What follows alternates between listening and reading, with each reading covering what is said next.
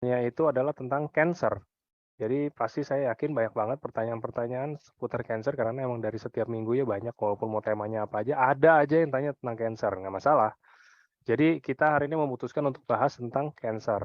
Nah, cancer ini kita mau bahas mungkin pasti dia akan dari garis umum dulu karena teman-teman pasti lihat undangannya pun, undangannya kan sekarang berbentuk video ya teman-teman. Jadi speakernya itu seorang dokter ini dia menjelaskan kalau kita ini di Indonesia ini kan masih termasuk negara berkembang dan 70% orang kanker itu rata-rata ada di Indonesia ya kalau dari videonya. Jadi sangat menakutkan sih menurut saya. Jadi kayak teman-teman harus menyikapi ini seserius mungkin dan juga saya ada tanya juga, kalau misalkan nggak ada riwayat keluarga yang kena kanker, bersih-bersih aja semuanya. Saya mungkin nggak sih, karena ada yang bilang kanker itu kan genetik juga ya. Maksudnya kalau emang udah ada keturunan kanker, bisa aja saya kena kanker. Ini nggak ada sama sekali. Bisa nggak? Ada kemungkinan nggak saya kena? Itu juga yang akan jadi topik kita. Jadi teman-teman langsung aja. Ini sudah ada dokter kesayangan kita. Asik. Nah, ini dia ada Selamat Dokter Islami. Guys sore di sini. Selamat sore, Dok. Selamat sore Mas Angga, salam sehat, salam konnichiwa. Siap. Oke, Dok. Jadi tadi penjelasan dari saya. Mungkin ada nggak sih, Dok, yang dokter mau sampaikan dulu sebelum kita mulai masuk ke dalam materi? Oh iya, mungkin yang pertama ya yang disampaikan Mas Angga tadi ya, karena di era modern ya, di era modern makin lama makin serba instan, banyak masalah ya, polusi, kemudian makanan-makanan yang tidak baik itu sangat banyak di era sekarang, apalagi tekanan tinggi dan lain sebagainya. Nah, di situ bisa memicu orang-orang mudah terkena kanker dan bahkan orang-orang yang tidak memiliki genetik kanker saat ini mudah menjadi atau terkena penyakit kanker sesuai yang disampaikan Mas Angga tadi. Apalagi kita di negara berkembang ya, berdasarkan data WHO, 70% insiden kanker ini berada di negara berkembang, salah satunya di Indonesia. Mungkin harapannya nanti saya terangkan sesimpel mungkin ya, lebih ke intinya, sehingga ini mudah dipahami oleh kawan-kawan semua, dan harapannya ini juga bisa pembelajaran buat kita semua dan digunakan kawan-kawan untuk mengedukasi supaya orang tidak terkena kanker dan atau orang yang terkena kanker bisa segera pulih dengan bantuan kita. Ini itu Mas Angga, introduction. Oke, siap. Oke, sebelum mulai saya cuma mau kasih disclaimer karena hari ini topiknya kan lumayan serius ya, kanker. Jadi saya cuma mau kasih disclaimer teman-teman, mungkin yang nanti penjelasannya dan lain-lain kayak begitu, itu penjelasan dokter sebagai seorang ahli medis gitu ya. Tapi kalau teman-teman balik lagi, jangan menangkap kalau produk ini obat bisa untuk kanker. Mau yang Suba, mau yang Utsu, mau yang mungkin Sensei suruh teman-teman mau minum, terserah. Cuman jangan bilang itu kalau saya konsumsi EFC tapi kanker saya nggak sembuh. Nah, itu kurang tepat menurut saya. Jadi disclaimer on dulu. Ini hanya sebagai penambah wawasan, hanya sebagai kita belajar bareng gitu kan. Kita nggak ada promosi tentang kayak produk kita bisa untuk mengatasi, menyembuhkan, bahkan menghilangkan kanker tanpa prosedur-prosedur yang memang sudah ada dari sebelum-sebelumnya. Kita ini hanya functional food, kita hanya makanan kesehatan teman-teman yang membantu proses pemulihan, membantu ya mungkin kalau teman-teman mau meredakan ya kan namanya kanker itu kan menyerang banyak hal, ada yang dirusak banyak hal juga. Kita hanya meredakan mungkin kerusakan-kerusakannya, tapi kita nggak menghilangkan kankernya itu sendiri. Mungkin itu bisa di-note dulu sama teman-teman. Jadi itu disclaimer dari saya sebelum kita mulai materi. Terima kasih dokter, silakan dimulai dok. Baik, terima kasih Mas Angga. Melanjutkan disclaimer ya Mas Angga, betul yang Siap, siap. Mas Angga tadi ya. Dalam suatu konsep penyakit itu kita harus berpikir secara holistik ya, nggak cuma di satu poin saja. Contoh tadi untuk kanker ya, di mana kanker ini banyak penyebabnya. Contoh kita berobat nih, tapi pola hidup kita nggak rubah. Kemudian stres tetap istirahat nggak pernah. Ya, apalagi kalau misalnya orang kanker itu kan tidurnya susah. Nah, tidak dirubah. Jadi tingkat kesembuhan suatu penyakit itu tergantung dari kita sendiri juga, kemudian dari tingkat kepatuhan kita menjalani suatu pengobatan. Untuk awal memang saya sarankan yang sudah terbukti ya, yaitu dari medis. Nah, penyempurna dari pengobatan itu salah satunya dari nutrisional, di mana kalau misalnya sel rusak, sel sakit atau yang rusak ya, itu penyempurnaan regenerasinya itu salah satunya dari nutrisi. Sehingga harapannya kita nanti dalam pengobatan ditambah ada beberapa aspek yang lain, salah satunya nutrisi, sehingga penyembuhannya secara sempurna dan tidak kambuh lagi. Jadi itu ya disclaimer tambahan, sehingga apa yang kita bicarakan saat ini semata-mata untuk mencari apa namanya mindset supaya kawan-kawan tidak sampai salah dalam melihat suatu penyakit, terutama yang kita bahas dalam hal ini yaitu kanker. Mungkin itu tambahan disclaimer-nya. Mungkin izin, alhamdulillah sudah banyak yang bergabung. Mohon nanti kawan-kawan didengarkan karena ini saya intisari dari pembelajaran dari kanker ini, saya buat konsep seminimal mungkin ya, yang mudah dipahami oleh kawan-kawan, walaupun kawan-kawan tidak basicnya medis atau paramedis. Izin saya share screen ya. Monggo, silakan dok.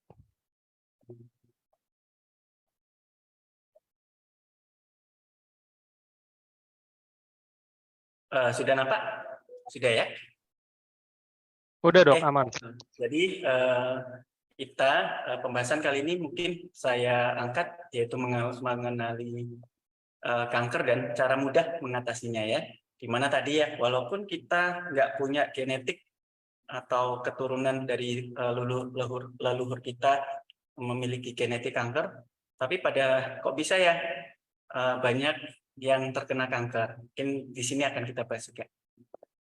Ya, sedikit ya, karena saya berada di sini di posisi saya sebagai dokter, memang tidak mudah ya, banyak lika-liku yang saya hadapi, begitu juga kawan-kawan ya, sehingga harapannya kawan-kawan bisa memotivasi diri sendiri. Ini berdasarkan pengalaman saya juga, saya akan share gimana saya memotivasi diri sendiri ya, supaya kita tetap positif, tetap bersemangat, menyebarkan sesuatu hal yang baik untuk lingkungan ya, sehingga kita bisa bercahaya buat diri kita dan buat lingkungan kita.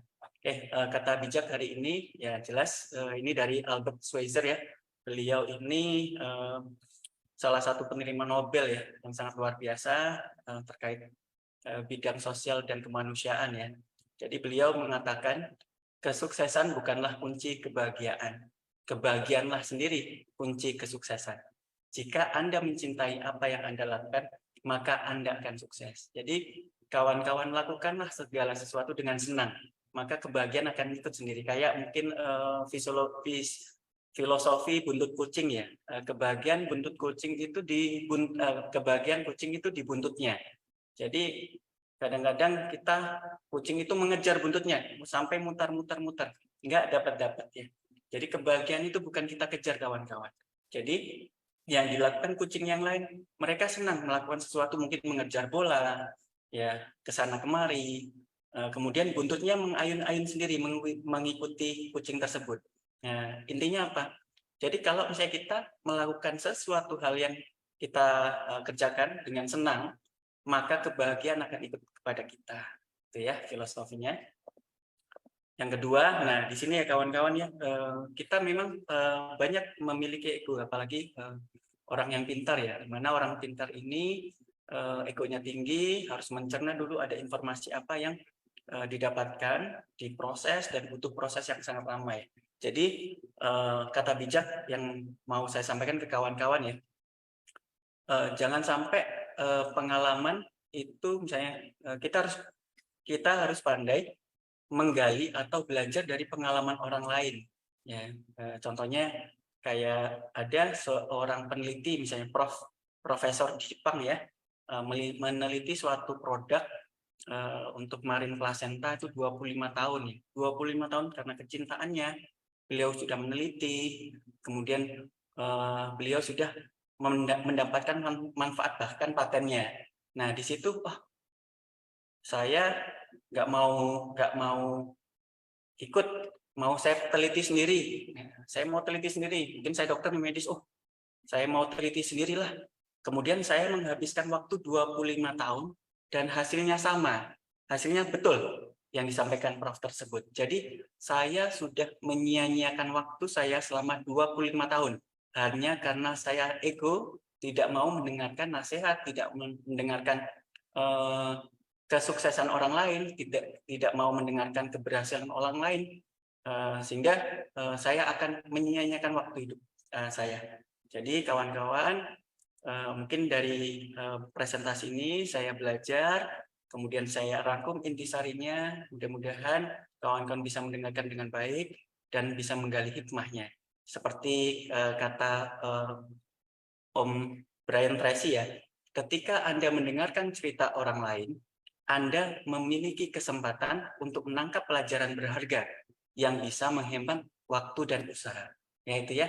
Jadi kawan-kawan belajar dari pengalaman orang lain jauh lebih mudah dan jauh lebih cepat. Oke. Langsung ke materi ya, di mana problem di dunia modern kita saat ini ya, makin lama makin modern, makin lama pola hidup kita juga tidak bagus ya, karena salah satunya kita makan makanan yang tidak baik, tidak sehat ya, baik komposisinya, baik cara makannya maupun bahan-bahan yang kita makan, banyak yang tidak sehat dan cenderung untuk merusak tubuh kita. Dan disitulah awal mula berbagai macam penyakit yang ada di tubuh kita, salah satunya juga kanker. Nah, apalagi problemnya?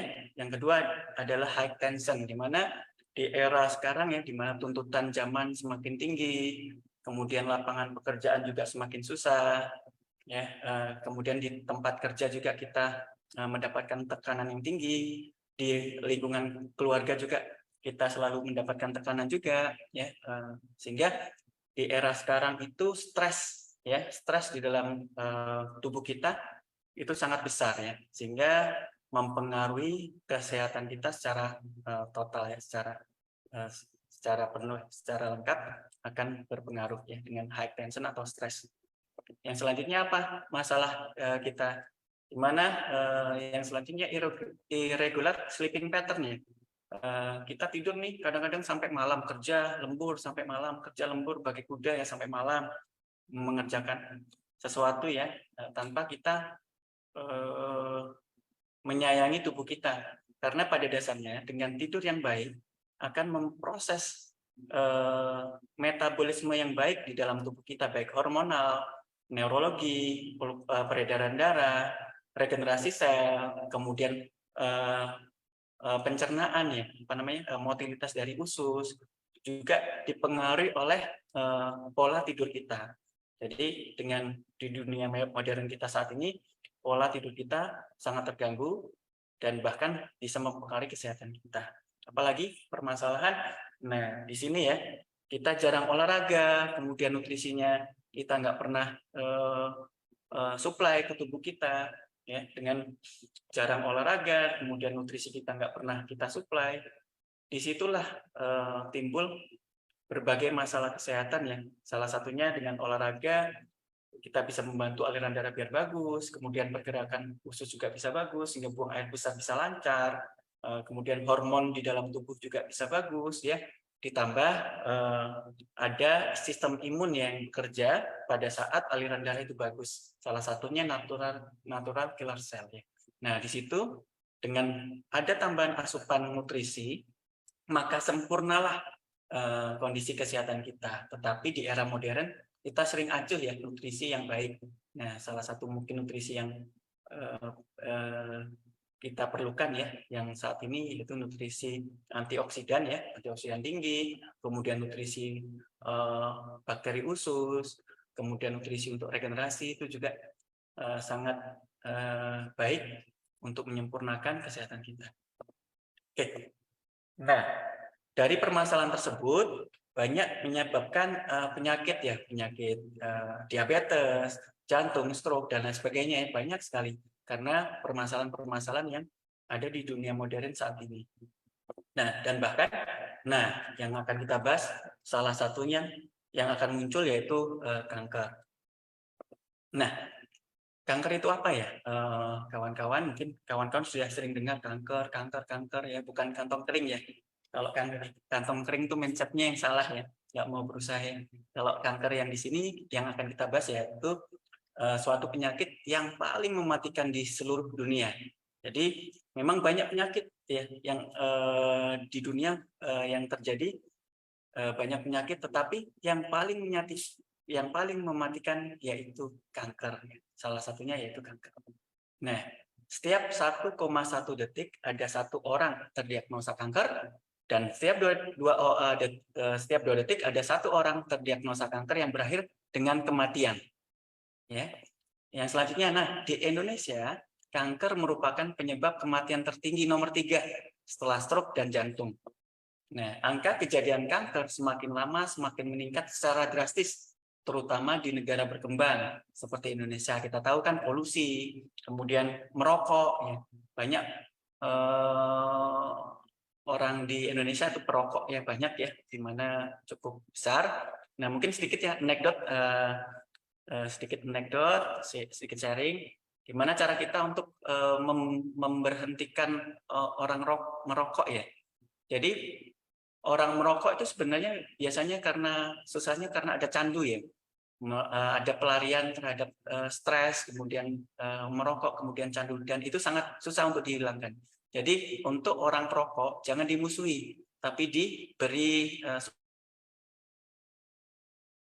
jangan ditakut-takutin. Contoh sekarang kan, ngerokok kalau misalnya sehari 30.000, dibuat 1 tahun mungkin bisa beli motor gitu. Kalau orang dinasihati seperti itu tuh nggak masuk menurut saya. Kenapa? Permasalahan yang sebenarnya bukan itu. Mereka orang rata-rata perokok itu orang yang tidak mampu ya.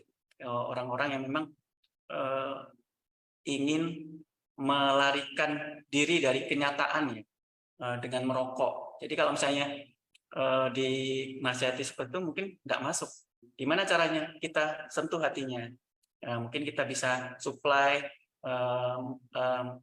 mungkin lapangan pekerjaan yang mudah, sehingga masalah-masalah dia, inti dari permasalahannya bisa diatasi, sehingga otomatis dia akan berhenti merokok sendiri. Itu konsep. Ya, konsepnya maksud saya ngomong seperti ini, jangan menilai sesuatu itu dari luarnya saja, tapi intinya. Nah, sama kayak kanker ini nanti akan saya terangkan. Inti dari permasalahan itu yang akan kita tangani ya, jangan superficialnya, jangan luarnya saja. Oke. Nah, ini ya kawan-kawan, kanker yang ada di Indonesia. Kanker yang ada di Indonesia ini cukup banyak ya, total hampir 400.000 per tahun terdapat pasien menderita kanker ya. Di mana distribusinya yang terbanyak yaitu kanker payudara ya. Hati-hati, ini khusus pada wanita ya, sehingga ini nomor 1 ya, kanker payudara sebesar 16,6%. Nah, kemudian yang kedua wanita juga, yaitu kanker serviks ya, leher rahim sebesar 9,2% atau sebanyak 36.000. Kemudian paru-paru ini didominasi oleh laki-laki 34.000, kemudian kanker hati, nasofaring, kanker usus besar, kanker limfoma non-Hodgkin, kemudian kanker rektum, kanker darah, dan kanker ovari. Yang lain-lain itu gabungan ya, kecil-kecil, semua digabungkan sebesar 138 kasus, 138.000 kasus. Nah, yang tertinggi kawan-kawan lihat ya, sebagai catatan, kanker payudara. Ya. Oke, nah dari 10 peringkat tersebut ya, morbiditas atau kematian akibat kanker yang tertinggi bukan kanker payudara, malah kanker paru-paru ya. Kanker paru-paru itu walaupun tadi insidennya lebih rendah dibandingkan payudara, tetapi tingkat kematiannya paling tinggi ya. nomor 1 ya. Kemudian payudara, kanker payudara, tingkat kematiannya cukup tinggi juga ya, sekitar 9%. Kemudian kanker leher rahim ya, hati dan selanjutnya. Jadi dari 400.000 tadi ya, sekitar 234 berakhir kematian, yaitu sekitar 60%. Jadi kalau kawan-kawan atau ada keluarga yang menderita kanker, potensi kematiannya itu sebesar 60%. Ya, cukup tinggi ya, di mana penyakit-penyakit lain tidak setinggi ini ya. Ini nomor 3 setelah stroke dan jantung. Jadi pendekatan kecepatan kita menangani pasien kanker dengan mendeteksi, kemudian berobat, kemudian mendapatkan terapi yang tepat, itu sangat membantu ya. Karena semakin lama tertunda kanker, akan semakin berat, pengobatannya pun semakin besar, semakin lama ya, dan tingkat kematiannya pun semakin tinggi ya. Jadi intinya kawan-kawan, kalau misalnya ada saudara yang kanker, segera fokus untuk diobati ya, diobati yang proper ya.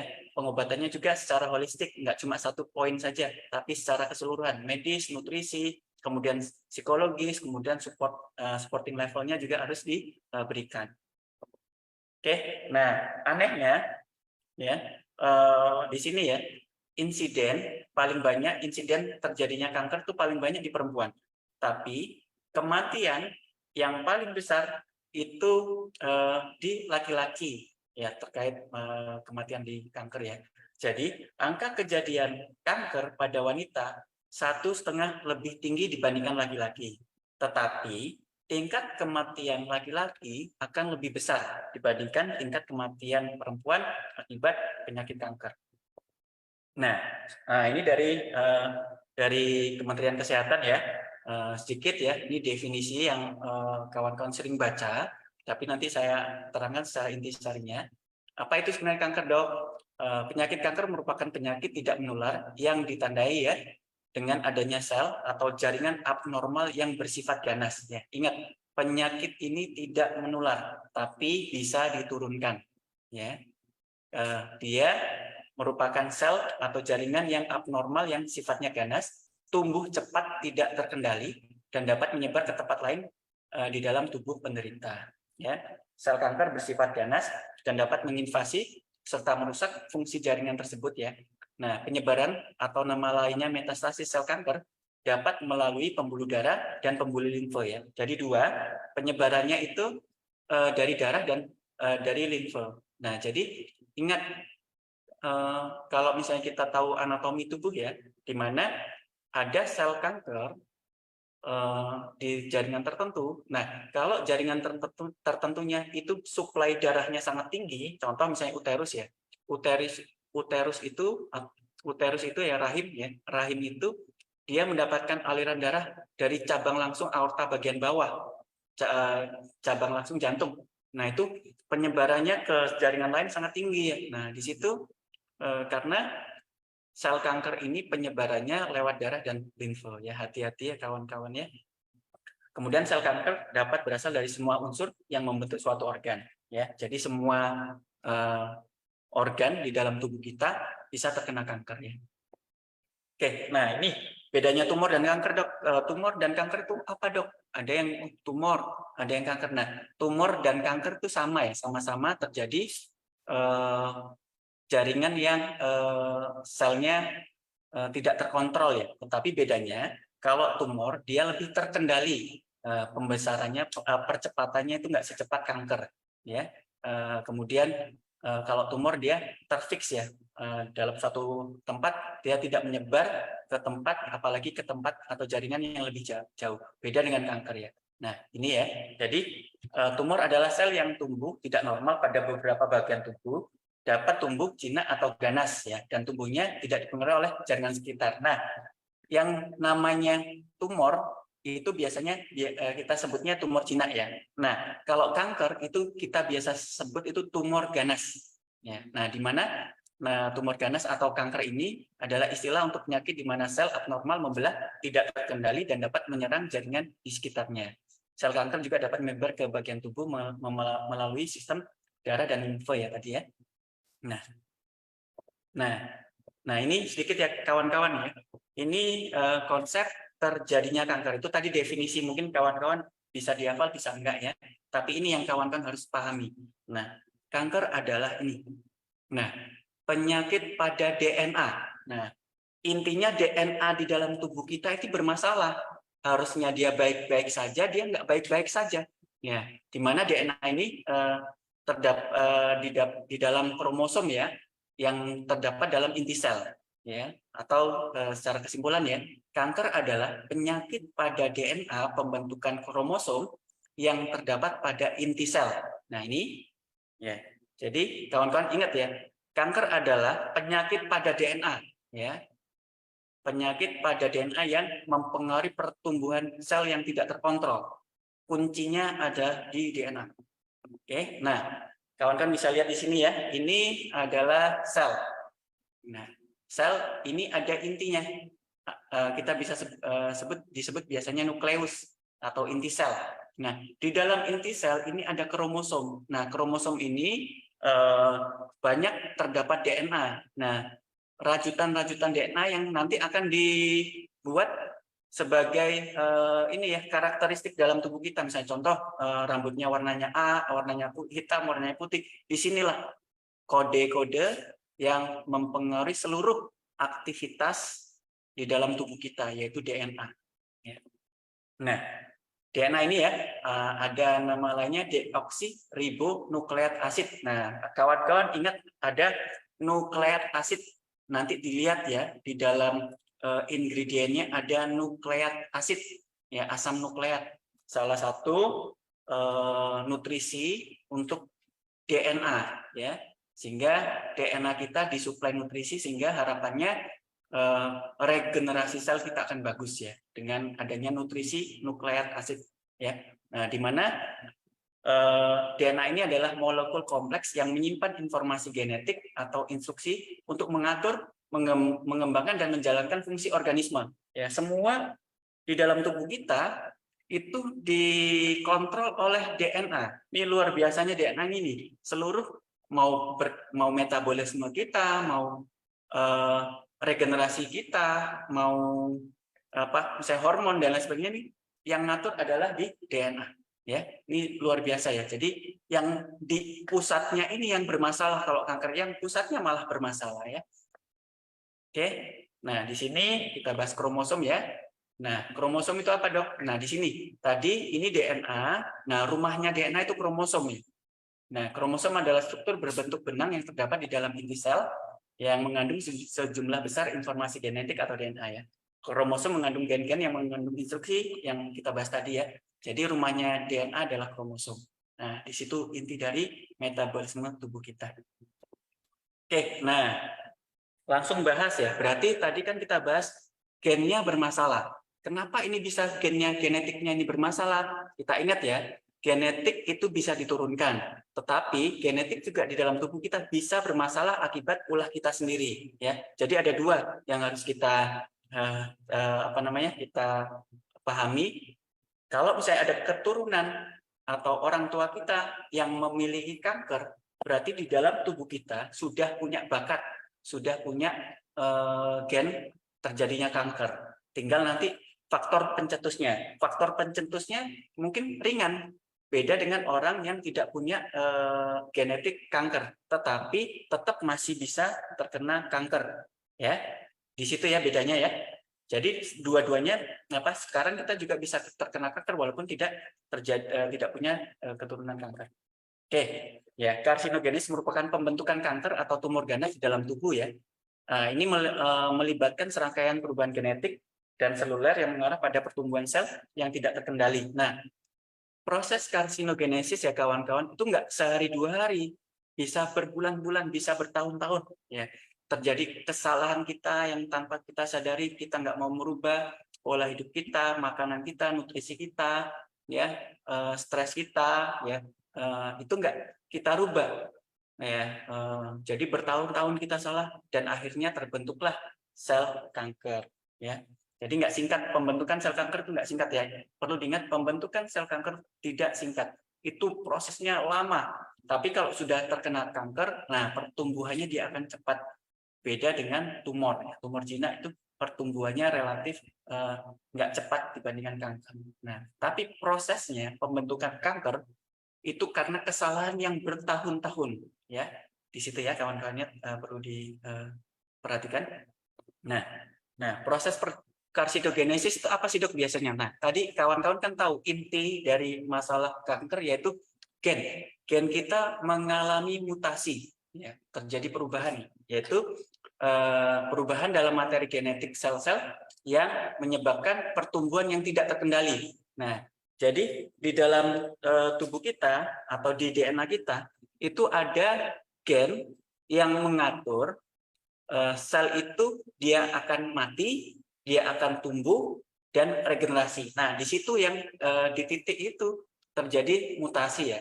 Dan ini ingat ya, ini bisa mutasi gen dapat diwariskan dari generasi sebelumnya. Oke, terjadi mutasi ya. Nanti kita akan bahas penyebabnya. Oke, yang kedua terjadi kerusakan DNA ya. Nah, di mana kerusakan DNA sel dapat menyebabkan perubahan genetik yang mengarah pada kanker ya. Ingat ya, DNA itu kan di dalam sel. Berarti hal-hal apa saja yang menyerang di dalam sel ya, yang bisa masuk itu metabolisme ya, kayak misalnya gula radikal bebas ya masuk ke dalam sel, kemudian di inti sel terjadi kerusakan, kemudian terjadi mutasi, kemudian DNA juga terjadi kerusakan. Atau virus itu dia langsung masuk ke sel, langsung merubah DNA ya. Berarti ingat ya, hal-hal apa saja yang bisa masuk ke dalam sel itu berpotensi merusak atau memutasi DNA. Apabila yang masuk tadi itu memang perusak atau patogen atau oksidan ya. Oke. Kemudian ya di sini ada proses proliferasi atau berkembang biak ya yang tidak terkontrol ya, di mana kanker biasanya berkembang ketika sel-sel mengalami pertumbuhan ya, tetapi dia nggak bisa di stop ya. Kalau kanker tuh selnya bertumbuh tetapi tidak bisa di stop ya. Di sini ada pengaruh genetik juga ya. Oke, kemudian proses inflamasi kronis ya kawan-kawan. Jadi ada orang yang sakitnya lama banget, hati-hati, itu bisa menyebabkan kerusakan genetik ya, terjadi mutasi genetik. Jadi kalau misalnya kawan-kawan ada yang sakit lama atau saudara ada yang sakit lama, pastikan sembuh sempurna ya, sehingga resiko terjadinya kanker akan turun. Ya, inflamasi kronis, inflamasi terus-menerus, misalnya ada autoimun, nanti bisa juga jadi kanker. Ada koreng yang terus-terusan nggak diobatin, ada apa namanya alergi kulit, digaruk-garuk terus, nanti lama-lama juga dia bisa jadi kanker ya. Hati-hati ya. Atau infeksi atau radang usus terus-menerus bisa jadi kanker kolon ya, hati-hati ya. Jadi orang yang sakit lama harus segera diobati secara holistik dan harapannya bisa cepat sembuh dan tidak terjadi kanker. Oke, nah selanjutnya, infeksi. Nah di sini ada beberapa virus ya. Kalau bakteri itu bakteri yang intraseluler ya, tapi jarang ya. Kalau bakteri menyebabkan mutasi genetik, yang banyak adalah virus ya. Beberapa infeksi virus seperti HPV ya, human papillomavirus. Human papillomavirus ini kita cerita sedikit ya. Kita ada contoh artis, almarhumah artis ya, kena kanker serviks, nikah dengan orang bule. Orang bulenya mohon maaf karena predileksinya itu tidak dibersihkan dan kotor di daerah penisnya ya, di mana orang yang belum sunat atau tidak sunat itu senantiasa tertutup terus ya kepalanya. Nah di situ ada kelenjar smegma. Kelenjar smegma itu normal diproduksi oleh tubuh, tetapi kalau tertutup terus tidak dibersihkan, nah disitulah masalah muncul. Smegma ini merupakan makanan ya, makanan untuk virus HPV penyebab kanker. Nah, di laki-laki kalau nggak dibersihkan jadi kanker serviks. Nah, pas pada saat melakukan hubungan seksual yang tidak bagus, tidak bersih, HPV, human papillomavirus tadi bisa masuk ke perempuan. Ya, salah satu penyebabnya itu ya. Salah satu penyebabnya HPV bisa masuk ke perempuan, masuk ke serviks, sehingga terjadi kanker serviks. Ya, penyebabnya banyak, salah satunya seperti itu ya. Hati-hati ya. Di situ virus ya. Nah, kemudian atau hepatitis B ya, ada virus hepatitis B yang menyerang liver yang bisa menyebabkan kanker. Nah, jadi hati-hati dengan infeksi virus ya, apalagi COVID ini kita nggak tahu nih COVID. Kalau misalnya kita nggak sehat sempurna, kita nggak menutrisi, kita nggak merubah pola hidup kita, nggak menutup kemungkinan kita mungkin lebih mudah terserang kanker ya, karena virus apalagi kemarin cepat sekali mutasinya ya untuk virus COVID ini, kita nggak tahu yang terjadi dalam tubuh kita. COVID ini udah hilang atau masih berada di dalam tubuh kita, sedang tidur atau menyerang gen kita nggak tahu ya. Jadi apa yang kita lakukan, kita jaga tubuh kita supaya sehat. Oke, kemudian faktor lingkungan ya, di mana ini saya kasih konsep faktor lingkungan ya. Jadi yang bisa masuk ke DNA sel tubuh kita itu kan senantiasa dilindungi oleh jaringan epitel, jaringan luar tubuh, supaya zat-zat faktor lingkungan nggak langsung masuk, supaya virus nggak langsung masuk. Nah, jadi ada beberapa akses di dalam tubuh kita yang lebih mudah virus, bakteri atau patogen atau zat-zat karsinogen akan masuk ke dalam tubuh. Mana saja? Nah, yang pertama yaitu saluran cerna dari mulut sampai ke anus. Nah, di mana dinding usus itu kalau misalnya kita belah sebesar lapangan bola, ya. Jadi pertahanannya itu sangat kompleks di usus itu ya. Jadi jaga usus karena hampir 50-70% pertahanan tubuh kita itu dimakan oleh usus. Apalagi makanan kita salah ya.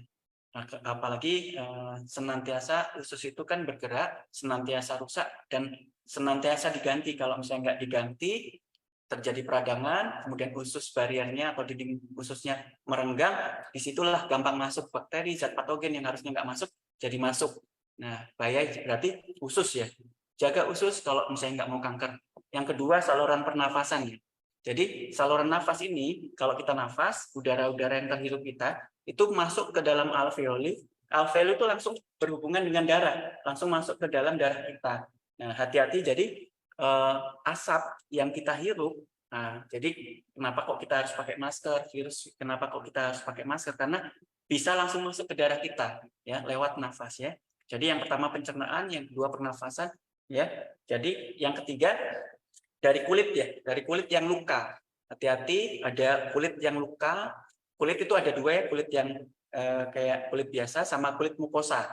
Ya, kulit mukosa salah satu yang berbahaya yang sering masuk yaitu di saluran kelamin, saluran kencing ya. Saluran kelamin ini, mohon maaf saya membahas ini. Jadi kalau ingin melakukan hubungan seksual, jadi kawan-kawan jangan buru-buru, harus pemanasan dulu. Kenapa? Pas pada saat pemanasan itu sel mukosa di saluran kelamin itu dia mengeluarkan pertahanan baik lendir ya, kemudian juga sudah merelaksasi sehingga kalau sudah pemanasan dia rawan terhindar terjadinya luka.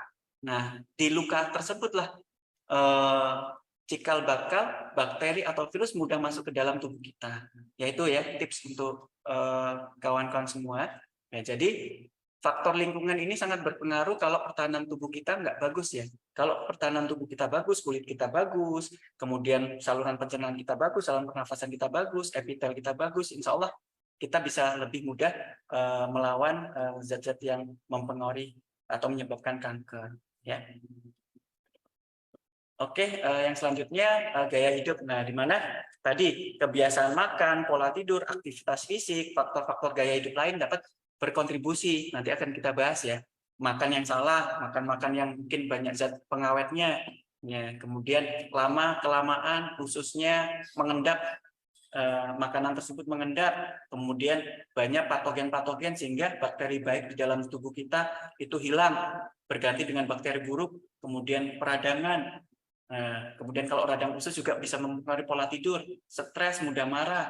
Nah, pola tidur juga bisa mempengaruhi dari usus juga. Jadi ini gaya hidup ini kayak lingkaran setan.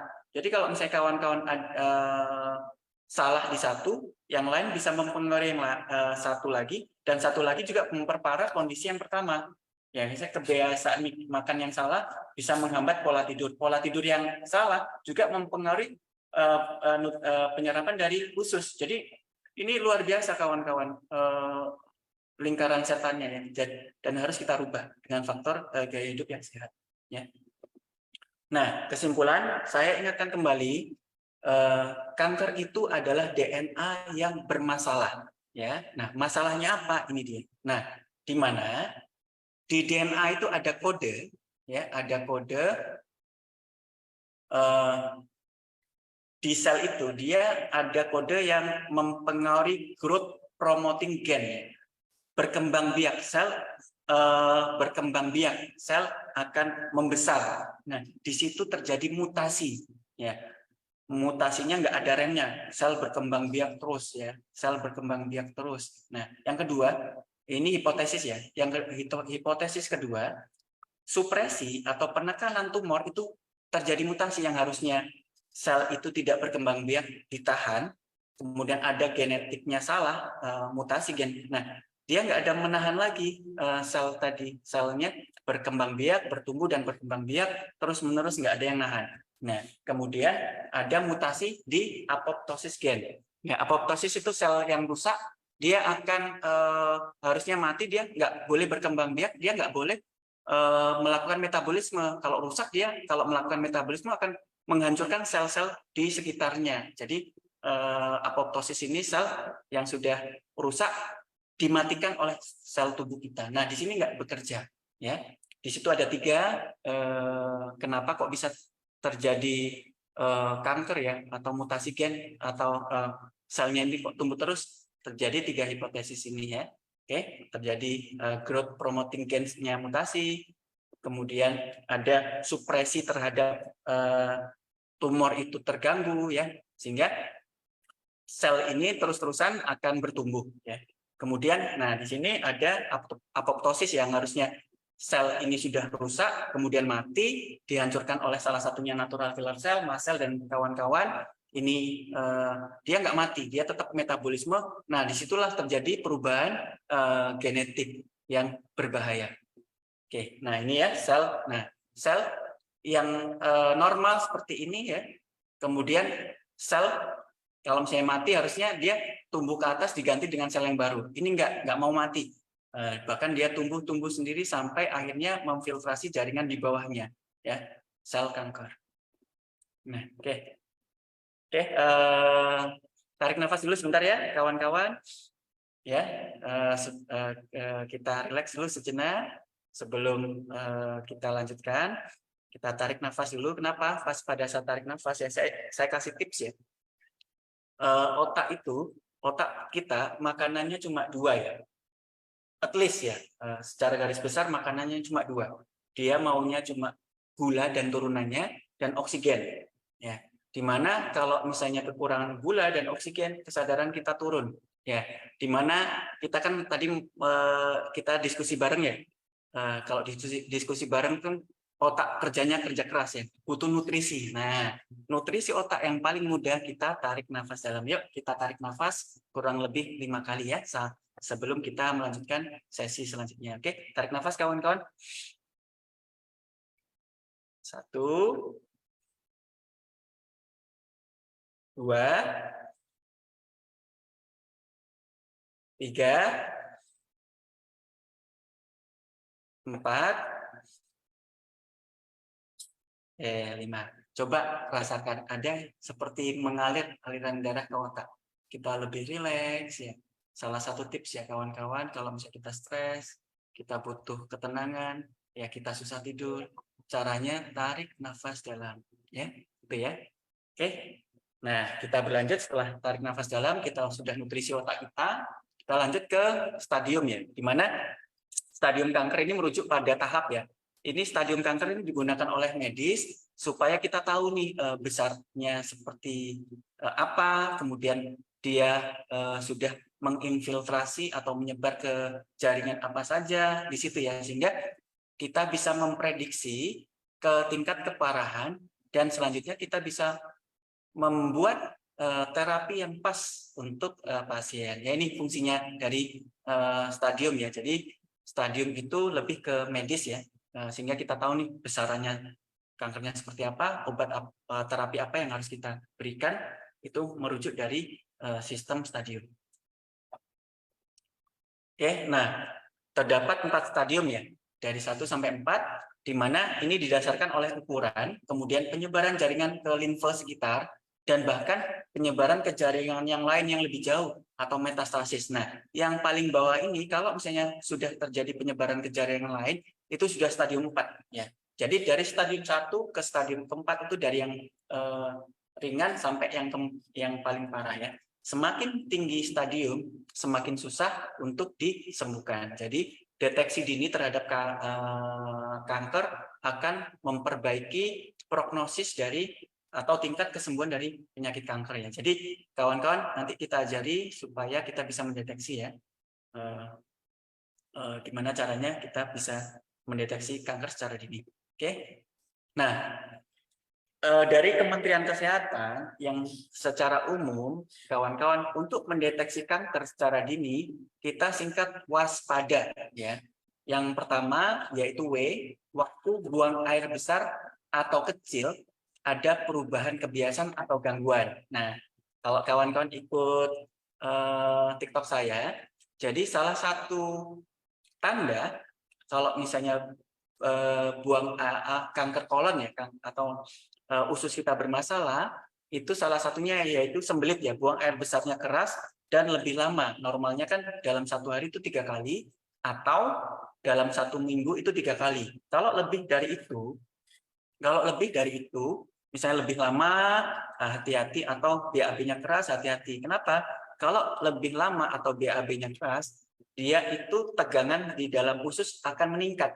Ya kan keras nih, bisa lecet, bisa luka, bisa meradang. Nah, disitulah hati-hati. Tadi ya, karena barier atau pertahanan tubuh kita sudah hilang, zat-zat yang nggak bagus bisa masuk, virus dan lain bisa masuk. Disitulah potensi terjadinya kanker. Ya, hati-hati. Waktu buang air besar atau kecil terjadi perubahan atau gangguan.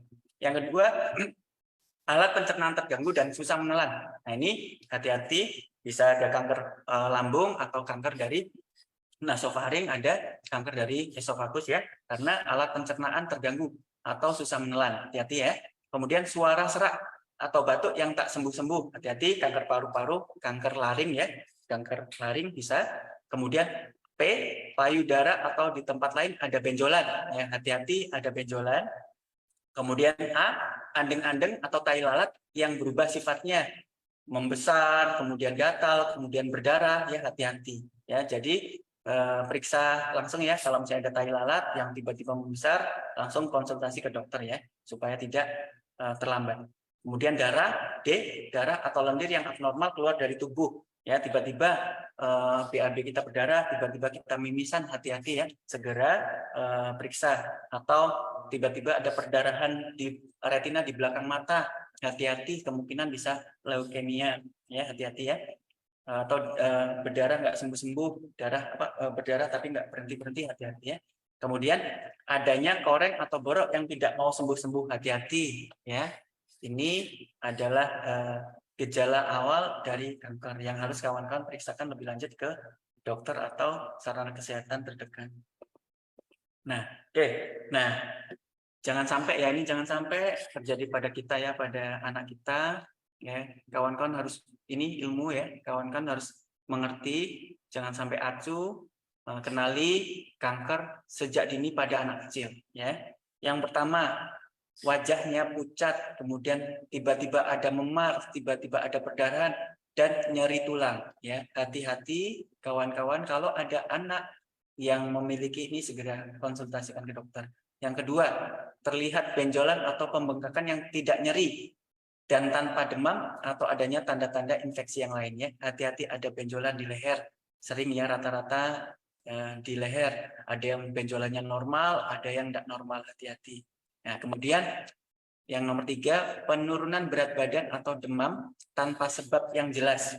Batuk yang menetap atau sesak nafas dan berkeringat di malam hari. Hati-hati. Nah, kita bahas berkeringat di malam hari, salah satunya leukemia, di mana sel kanker yang ada di dalam tubuh kan dia beredar ke beredar ke darah ya, ke seluruh tubuh lewat melalui darah. Nah, di situ dia merangsang, salah satunya merangsang sistem imun, ya, di mana sistem imun tersensitasi sehingga terjadi keluar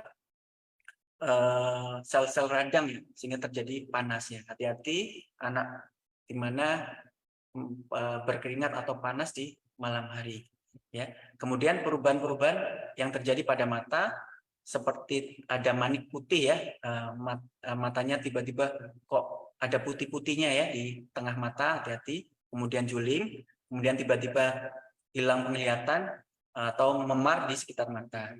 Yang selanjutnya perut yang membuncit, kemudian yang keenam sakit kepala yang menetap atau berat ya, bahkan sampai muntah pada pagi hari ya utamanya ya. Itu biasanya takutnya terjadi peningkatan tekanan di dalam otak ya, peningkatan tekanan intrakranial ya. Takutnya ada tumor di atau kanker di otak, hati-hati, itu sakit kepalanya sangat hebat bahkan sampai muntah ya. Yang selanjutnya nyeri pada tangan, kaki atau tulang dan bengkak tanpa riwayat trauma atau infeksi ya. Nah, di sini kawan-kawan kalau misalnya punya anak atau anak kecil ya, lihat tanda-tanda ini ya, dicek anaknya masing-masing atau tetangganya dan sebagainya ya. Nah, kemudian ini kanker rahim ya. Tadi sempat saya bahas kanker mulut rahim ya. Jadi gejalanya yang pertama memang ada nyeri panggul, kemudian haid tidak teratur, kemudian keputihan atau keluar cairan encer putih, kekuningan bercampur darah atau nanah ya. Kemudian nyeri saat berhubungan seksual, kemudian ada perdarahan spontan tidak pada masa haid atau di antara masa menstruasi, kemudian perdarahan pada masa menopause ya. Ini kawan-kawan deteksilah sejak dini ya kanker leher rahim karena pencegahannya sangat mudah. Jika kena kanker leher rahim ini ya kehidupan kita itu finish ya, seperti finish karena kualitas hidup kita terganggu, kita butuh dengan orang lain ya, tergantung dengan orang lain ya, sehingga orang-orang yang belum terkena, kawan-kawan bisa mencegahnya. Salah satunya mungkin dari vaksin, kemudian pemeriksaan IVA ya, pemeriksaan pap smear ya, kawan-kawan. Sudah saatnya kawan-kawan memperhatikan hal tersebut.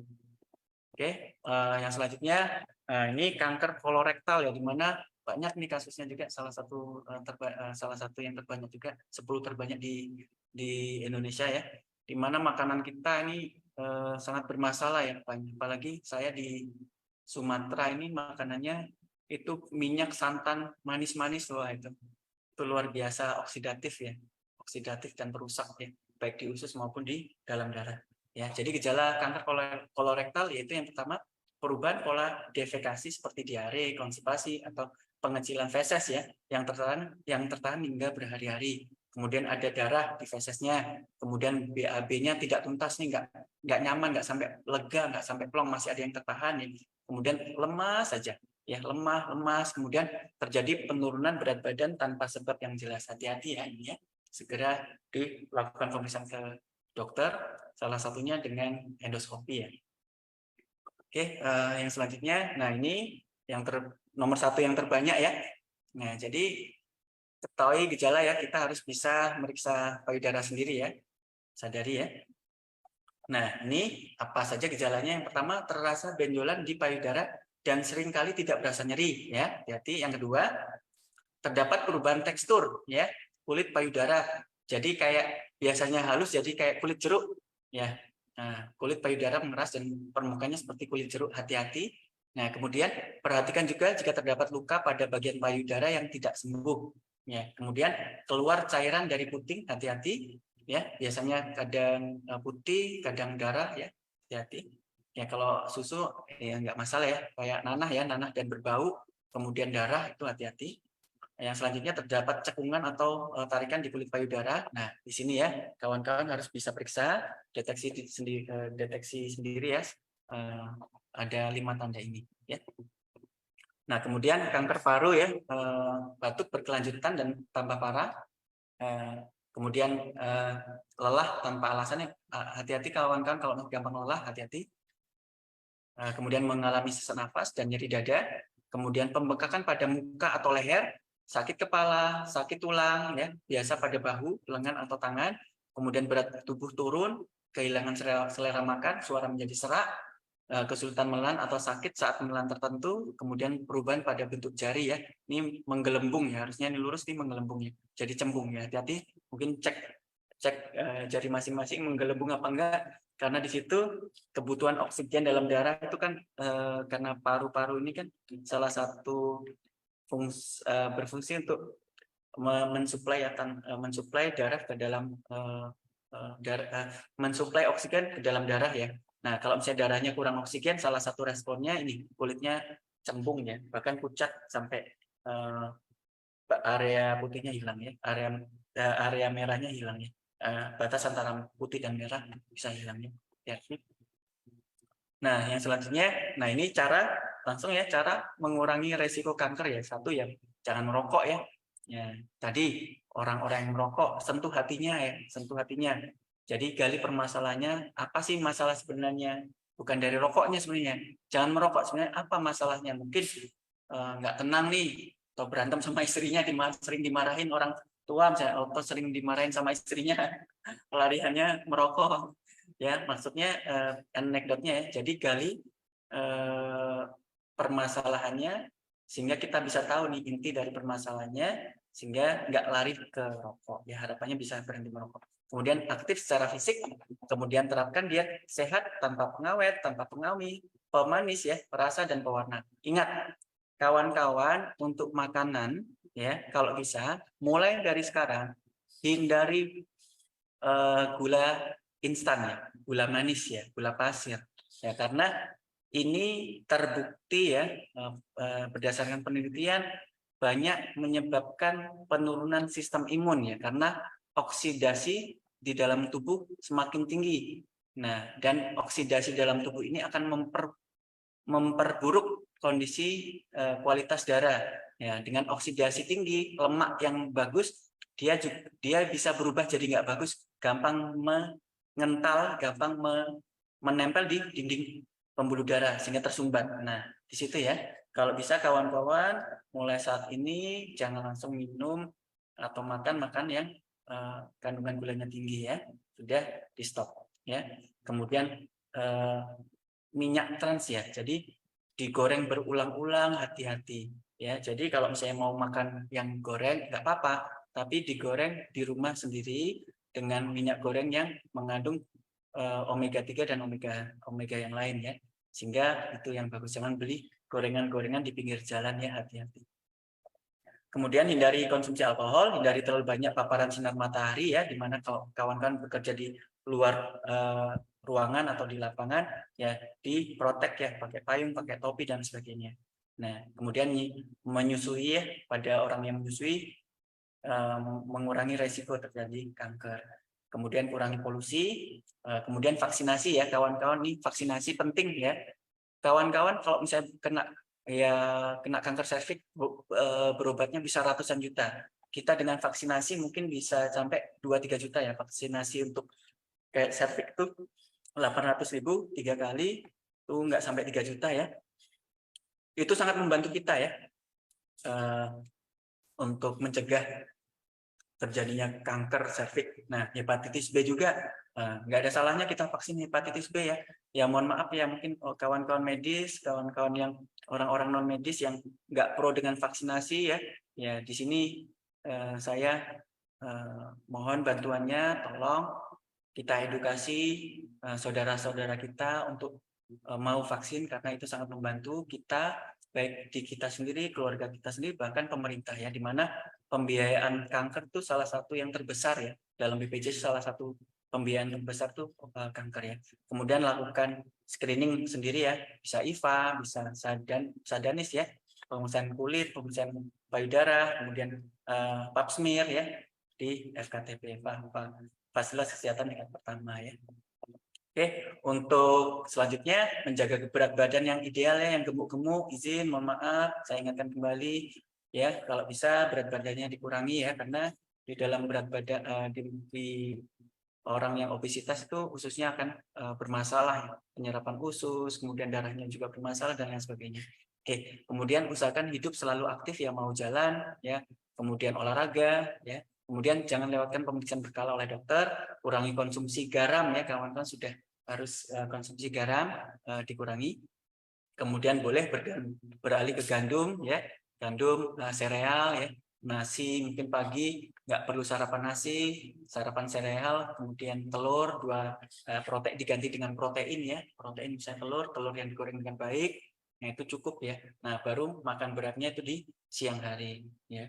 Kemudian nasi merah boleh ya, daripada nasi putih, karena nasi putih ini kandungan karbohidratnya, kandungan gulanya itu sangat tinggi ya. Tadi udah kita bahas. Kemudian air mineral, kalau bisa air mineral, nggak usah neko-neko minum minuman botol dan sebagainya, minum aja air mineral ya, air putih. Nah, kemudian hindari makanan yang disap atau dibakar, nggak usah apa. Nah, ini banyak-banyak boleh dibakar tapi jangan terus-terusan ya.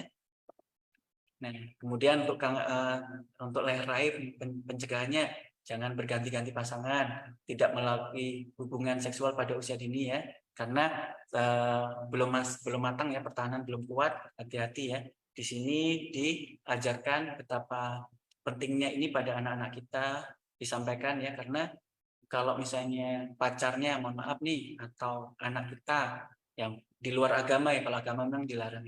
Nah, kalau misalnya sayang terhadap anak kita, pasti nggak akan melakukan hal tersebut, karena akan meningkatkan potensi terjadinya kanker serviks ya. Kalau misalnya berhubungan seksual kurang dari di bawah usia 20 tahun. Ya, dari paparan rokok, kemudian ya bagi kawan-kawan yang sudah berumur ya 30 ke atas boleh melakukan vaksin. Vaksin itu dari kecil ya, bisa vaksin ya. Kemudian bisa melakukan pemeriksaan IVA ya atau pap smear ya. Kemudian melakukan vaksinnya. Ini penting ya kawan-kawan. Vaksin lebih murah dibandingkan harus kena kanker serviks. Nah, untuk penyakit payudara ya tadi ya harus cerdik ya, cek kesehatan rutin, asap rokok, aktivitas fisik baik, diet seimbang, kelola stres, istirahat cukup ya. Nah ini sedikit ya, itu pembelajaran tentang kanker. Nah, saya ingatkan konsep dari kanker itu genetik yang terganggu.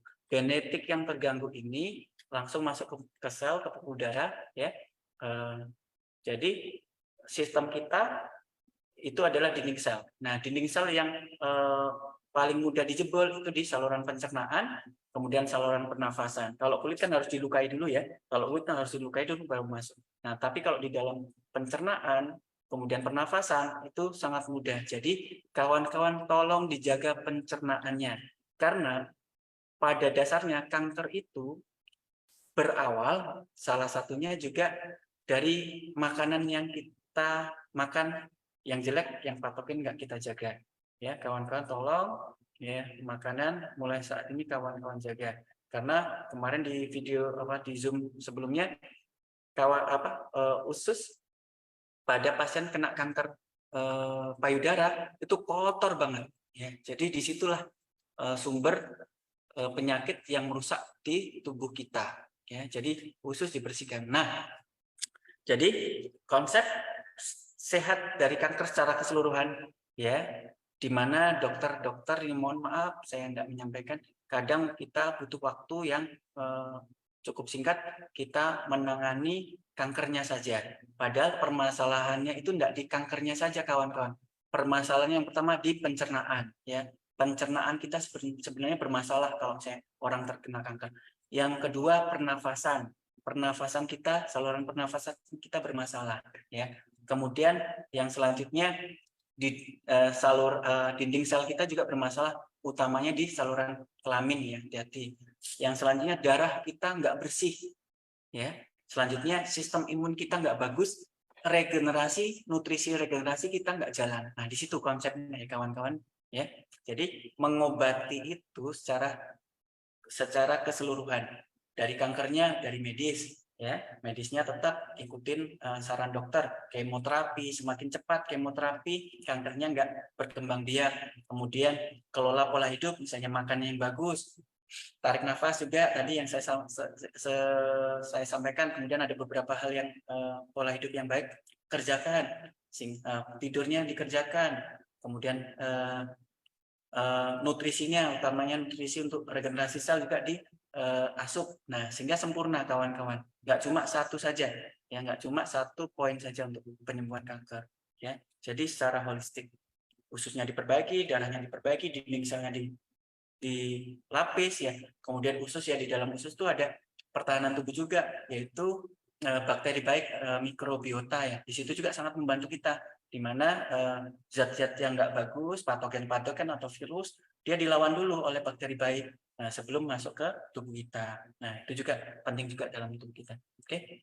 Nah, jadi izin saya sampaikan gimana cara kita sehat. Tadi pola hidup kita sehat harus kita lakukan. Nah, di sini saya sedikit share kaitannya produk AFC ini untuk cancer ya. Kenapa kok saya senang sekali membahas ini ya? Karena ini luar biasa ya, sangat membantu karena sistemnya, cara kerjanya itu hampir di semua yang saya sampaikan tadi. Ya, tetap ingat ini adalah nutrisi, superfood, suplemen, tetap pengobatan utama. Kalau saya sarankan untuk kanker itu medis adalah pengobatan utama. Ya, dibantu dengan nutrisi yang baik. Nah, nutrisi yang baik ini cara kerjanya. Nah, cara kerja dari Subbarasi dan Utsukushi yang pertama regenerasi sel.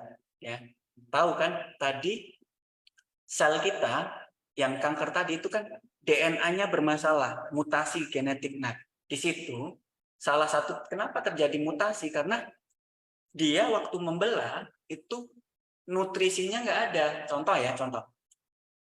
Kebutuhan karena rusak di papar terusan ada, kita mau buat mobil, pabrik mobil nih, Stensel itu pabrik mobil, kita disuruh memproduksi 100 mobil. Nah, tapi kita nggak nutrisi pabriknya. Kita nggak nutrisi sehingga dalam menciptakan 100 mobil tadi itu mungkin ada setirnya yang hilang, nggak ada setirnya, ada cacat. Nah, disitulah awal mula terjadi. Kalau misalnya kita sudah nutrisi bagus, kemudian regenerasinya sempurna, kita bisa mencegah, kita bisa tercegah dari kanker, ya kawan-kawan. Yang kedua, antioksidan terkuat. Nah, kita tahu tuh ada fruit flow, kemudian resveratrol dan banyak lainnya ya, ada L-glutathione. Nah, di dalam Subba dan Utsu itu ada antioksidan terkuat ya, di mana tadi ya gula masuk ke pembuluh darah terjadi stres oksidatif, menyerang, merusak. Ya, bahkan protein yang ngangkut lemak pun dirusaknya. Nah, sehingga lemak gampang mengendap, kemudian terjadi peradangan dan sebagainya. Nah, dengan adanya antioksidan, ya darah kita bagus ya, sistem imun kita bagus, sehingga hasil akhirnya pertahanan kita kuat terkait kerusakan sel-sel yang menyebabkan kanker. Di sini ya pencegahan supaya sel nggak rusak itu antioksidan. Nah, sehingga nanti memperbaiki kualitas darah. Nah, yang selanjutnya di Utsukushi ada probiotik terkuat, nah, di mana akan membantu usus, melindungi usus, ususnya bagus, dicuci bersih ya, sehingga makanan-makanan yang kotor, yang jelek-jelek dilawan dulu oleh probiotik ya. Di samping itu tadi ya, sudah minum probiotik tapi kita nggak jaga makanan juga ya sama aja. Nah, jadi tetap pola hidupnya diperbaiki, kemudian probiotik juga dikonsumsi ya. Di AFC ini, di Utsukushi utamanya sudah ada probiotik, bahkan yang gold sudah ada 3 macam ya. Nah, ini memperbaiki kualitas pencernaan. Yang selanjutnya meningkatkan sistem imun. Nah, sistem imun itu kompleks ya, resveratrol dan sebagainya. Antioksidan juga bisa menyebabkan perbaikan sistem imun. Probiotik juga bisa memperbaiki sistem imun. Regenerasi sel yang baik juga bisa meningkatkan sistem imun. Jadi ini komplit. Jadi beberapa tahapan yang ada di dalam tubuh kita untuk pertahanan sistem imun ini dibantu oleh Subbarasi Utsukushi. Contoh, kalau misalnya kita sariawan ya, ada luka, kalau misalnya regenerasi kita bagus, otomatis sariawannya akan cepat tertutup. Nah, disitulah fungsi regenerasi sel sebagai peningkatan sistem imun. Jadi ini 1, 2, 3, 4 ini nggak bekerja sendiri-sendiri, saling menopang, saling membantu kawan-kawan. Ini luar biasa. Ya. Oke, nah di sini ya karsinogenesisnya, bibit kankernya. Tadi ya, bibit kanker dari paparan eksogen, tapi sudah kita cegah dengan adanya antioksidan dan lain sebagainya. Nah, di sini bibit kanker jadi kanker butuh daya tahan tubuh. Ya, Dari sel kanker jadi tumor ganas butuh daya tahan tubuh. Invasi jadi tumor ganas masuk ke dalam tubuh, makin masuk ke jaringan, dia juga dilawan oleh daya tahan tubuh ya. Metastase, perpindahan sel tumor ke jaringan yang lebih jauh juga ditahan oleh sel sistem imun kita. Nah, di sini kawan-kawan, ini terus-menerus. Jadi sebelum masuk ke sini bibit kanker juga dibantu ya dari pencernaan, pernafasan, barier ya. Kemudian antioksidan, kemudian sistem imun sehingga tidak terjadi bibit kanker. Nah, bahkan yang sudah punya bibit kanker dengan sistem imun yang bagus ya, ditambah yang saya terangkan tadi, ini nggak akan terjadi sel kanker. Nah, menjawab pertanyaan tadi ya, gimana cara mencegah? Bahkan kita sudah punya, orang tua kita punya bibit kanker. Nah, kita menjaga daya tahan tubuh kita, insya Allah kita akan nggak terkena kanker. Ya, ini inti dari slide ini ya. Oke, langsung kita bahas ya, marin placenta, sargen peptide, fruit flow ya. Ini jelas ya, regenerasi sel, 25 tahun penelitian ya. Kalian kawan-kawan belajar di situ, orang profesor ini yang sudah meneliti ya. Kemudian fruit flow kayak minum jus tomat ya, 1,5 galon, ya, antioksidannya tinggi juga. Nah ini lihat nukleat asid, ya. Tadi saya sempat bahas ya, nukleat asid sudah ada di SOP Subbarasi, ya, kondroitin, asam amino salah satunya kemarin triptopan yang saya bahas, di mana triptopan ini membantu hormon ya di dalam tubuh. Nah di sini juga salah satu fungsinya hormon di dalam tubuh kita akan dikontrol secara baik ya. Nah salah satu masalah kanker tumbuh itu karena ada gangguan sistem hormon. Nah, di sini hormon juga diperbaiki ya kawan-kawannya. Ada asam amino tadi yang memperbaiki hormon, dan regenerasi sel juga akan diperbaiki ya. Fruit flow untuk antioksidan sehingga hormon bisa kita jaga dengan baik ya. L-glutathione ya, L-glutathione salah satu antioksidan terkuat ya di dalam tubuh ya. Oke, nah ini lebih kuatnya, lebih hebatnya lagi dia nanosize ya. 600 Dalton ya. Jadi saya sampaikan efek samping dari Subbarasi itu sangat minimal ya, karena dia nanosize.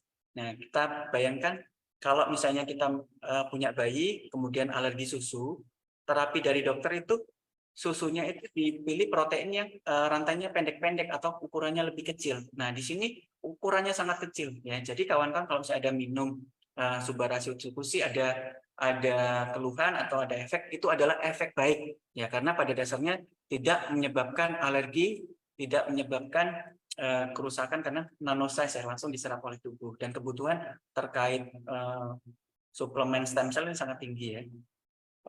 Oke, nah ini kandungan asam aminonya cukup bagus, cukup lengkap ya. Ini membantu di mana kita protein dalam tubuh kita supaya untuk regenerasi dan untuk sel-sel supaya pas berkembang biak nggak kekurangan suatu protein sehingga tidak terjadi mutasi. Oke, ini paten penelitian 25 tahun ya kawan-kawan, nggak mudah meneliti ini dan sudah ada nilai patennya, nggak main-main. Ini orang Jepang, orang jujur, patennya cukup tinggi ya, cukup baik ya, di mana ini sangat membantu untuk mencegah terjadinya kanker ya. Itu tadi dari genetik diperbaiki ya. Nah, Utsukushi dia langsung melawan ya. Dia langsung melawan kanker ya. Satu mencegah, satu lagi bisa langsung melawan. Di mana mencegahnya yang melawannya yaitu salah satunya Takara Kombu Fukoidan ya. Nah, di sini dia akan menutrisi dari natural killer cell. Nah, natural killer cell fungsinya untuk kanker itu dia jumlahnya natural killer cell itu jumlahnya sedikit. Kalau tentara itu kayak ibarat dia tank. Dia maju dulu, dia tank, tapi gerakannya lambat. Dia butuh jalannya itu lancar. Nah, salah satu untuk memperlancar jalan, olahraga, banyak minum ya, istirahat yang cukup. Nah, kalau misalnya dia nggak dinutrisi, dia nggak banyak, kemudian dia pemalas. Nah, sehingga sel tumor yang ada di tubuh kita nggak kedetek sama natural killer cell. Nah, di situ ya kawan-kawan proses terjadinya kanker. Kenapa di dalam tubuh kita ada natural killer cell, tapi kok masih terkena kanker ya? Karena natural killer cell-nya tidur, nggak dinutrisi, nggak disuruh gerak ya. Di situ jadi masalah tumor dan kanker. Nah, di situ Yang selanjutnya ada bakteri baik ya, saya sampaikan tadi bakteri baik. Nah, ini resveratrol juga dia bisa antioksidan, bisa anti-inflamasi, kemudian anti kanker juga, L-glutathione juga sama, antioksidan, anti-inflamasi, hasil akhirnya juga bisa anti kanker nih. Luar biasa nih. Luar biasa produknya ya. Tapi tetap ya, ini produk yaitu suplemen, tidak langsung bisa substitusi ya. Ini bersinergi, obat medis yang disinergikan oleh nutrisi subarasi utsukushi ya, beriringan. Nanti pada akhirnya obat medis mungkin bisa kita substitusi secara pelan-pelan ya, bertahap. Mungkin ada yang sudah membaik, sudah regenerasi sempurna, ada obat-obat yang bisa kita hentikan obat medisnya. Untuk di awal nggak boleh ya, saya sarankan nggak boleh karena jangan sampai overclaim ya, bahaya. Jangan sampai overclaim sehingga ketidakpercayaan terhadap produk ini, padahal produk ini bagus, karena kita overclaim sehingga ketidakpercayaan malah merusak citra, padahal produk ini sangat bagus. Oke, nah ini ya bakteri baiknya sudah sering kita bahas, ini patennya ya cukup luar biasa, nggak saya ulang lagi. Nah ini yang gold, ditambah lagi bakterinya yang harusnya 2, tambah lagi jadi 3 ya, yang dari Utsukushi yang pertama sekarang Utsukushi 2.0 atau gold itu dari bakteri baiknya 2 bertambah jadi 3 ya, sekaligus otomatis akan membantu usus kita supaya mencegah dari kankernya. Nah black garlic juga, nah antioksidan, anti kanker juga ya, luar biasa ya. Oke, nah ini ingat ya, obat ini tidak mengandung hormon. Nah, salah satu penyebab kanker itu ada obat-obat yang kandungan hormon. Makanya kalau misalnya KB minum ya, KB ya, oral itu kadang-kadang disuruh stop karena takutnya mempengaruhi hormon, bisa menyebabkan peningkatan risiko terjadinya kanker. Makanya pemerintah lebih menyarankan KB itu yang spiral. Oke, di sini bebas dari antibiotik, pestisida, logam berat, kimia berbahaya, hormonnya. Di sini ini bebas sehingga aman, bisa mengobati, bisa membantu dalam pengobatan kanker dan tidak menyebabkan kanker ya. Dan ada yang bilang, oh SOP bisa menyebabkan kanker, ya tidak ya. Oke, mungkin ini ya sebelum kita tutup, Fabi ala irobika maaf Fabi ala irobi kumatukadziban ya, maka nikmat Tuhan mana yang kau dustakan ya. Jadi kita sudah diberi kesempatan untuk belajar sama-sama, sudah diberikan ada suatu produk yang baik yang bisa kita manfaatkan ya, jadi gunakanlah sebaik-baiknya. Oke, mungkin itu yang bisa saya sampaikan Mas Angga dan kawan-kawan. Mungkin bisa kita lanjut di tanya jawab ya. Sekian dari saya, mudah-mudahan bermanfaat. Mohon maaf kalau misalnya ada salah kata, salah ucap, atau ada yang menyinggung perasaan kawan-kawan. Semata-mata kesalahan itu milik manusia ya, kesempurnaan milik Allah, dan saya minta maaf atas kesalahan tersebut, dan semata-mata untuk pembelajaran kita semua dan untuk bahan diskusi kita semua. Mungkin itu yang bisa saya sampaikan. Saya kembalikan ke moderator Mas Angga, silakan. Oke dok. Oke, jadi itu kira-kira teman-teman penjelasannya. Sekarang kita mau tanya jawab sedikit ya dok ya. Baik Mas Angga. Oke. Oh, dari itu tadi ada yang tertarik Mas Angga? Dari Mas Angga? Pembahasan saya? Kalau dari saya mah semua tertarik. Ini kan saya rekam. Biasa kalau udah habis direkam, saya nanti nonton lagi. Siap. Saya tontonin terus-terusan, jadi tahu Mantap. bikin kontennya tentang apa kan. Oke.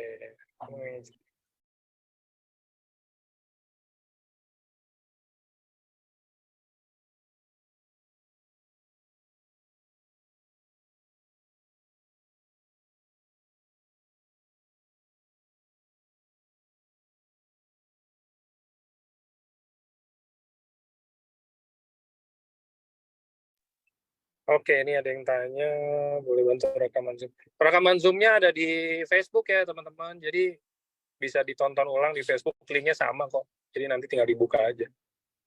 Wah, kayaknya chatnya banyak banget. Saya kayak hilang yang paling atas nih. Mau izin tanya.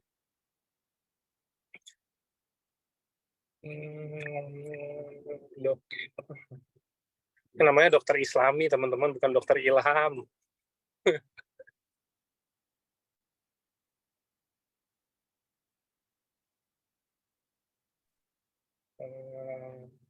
Merangsang.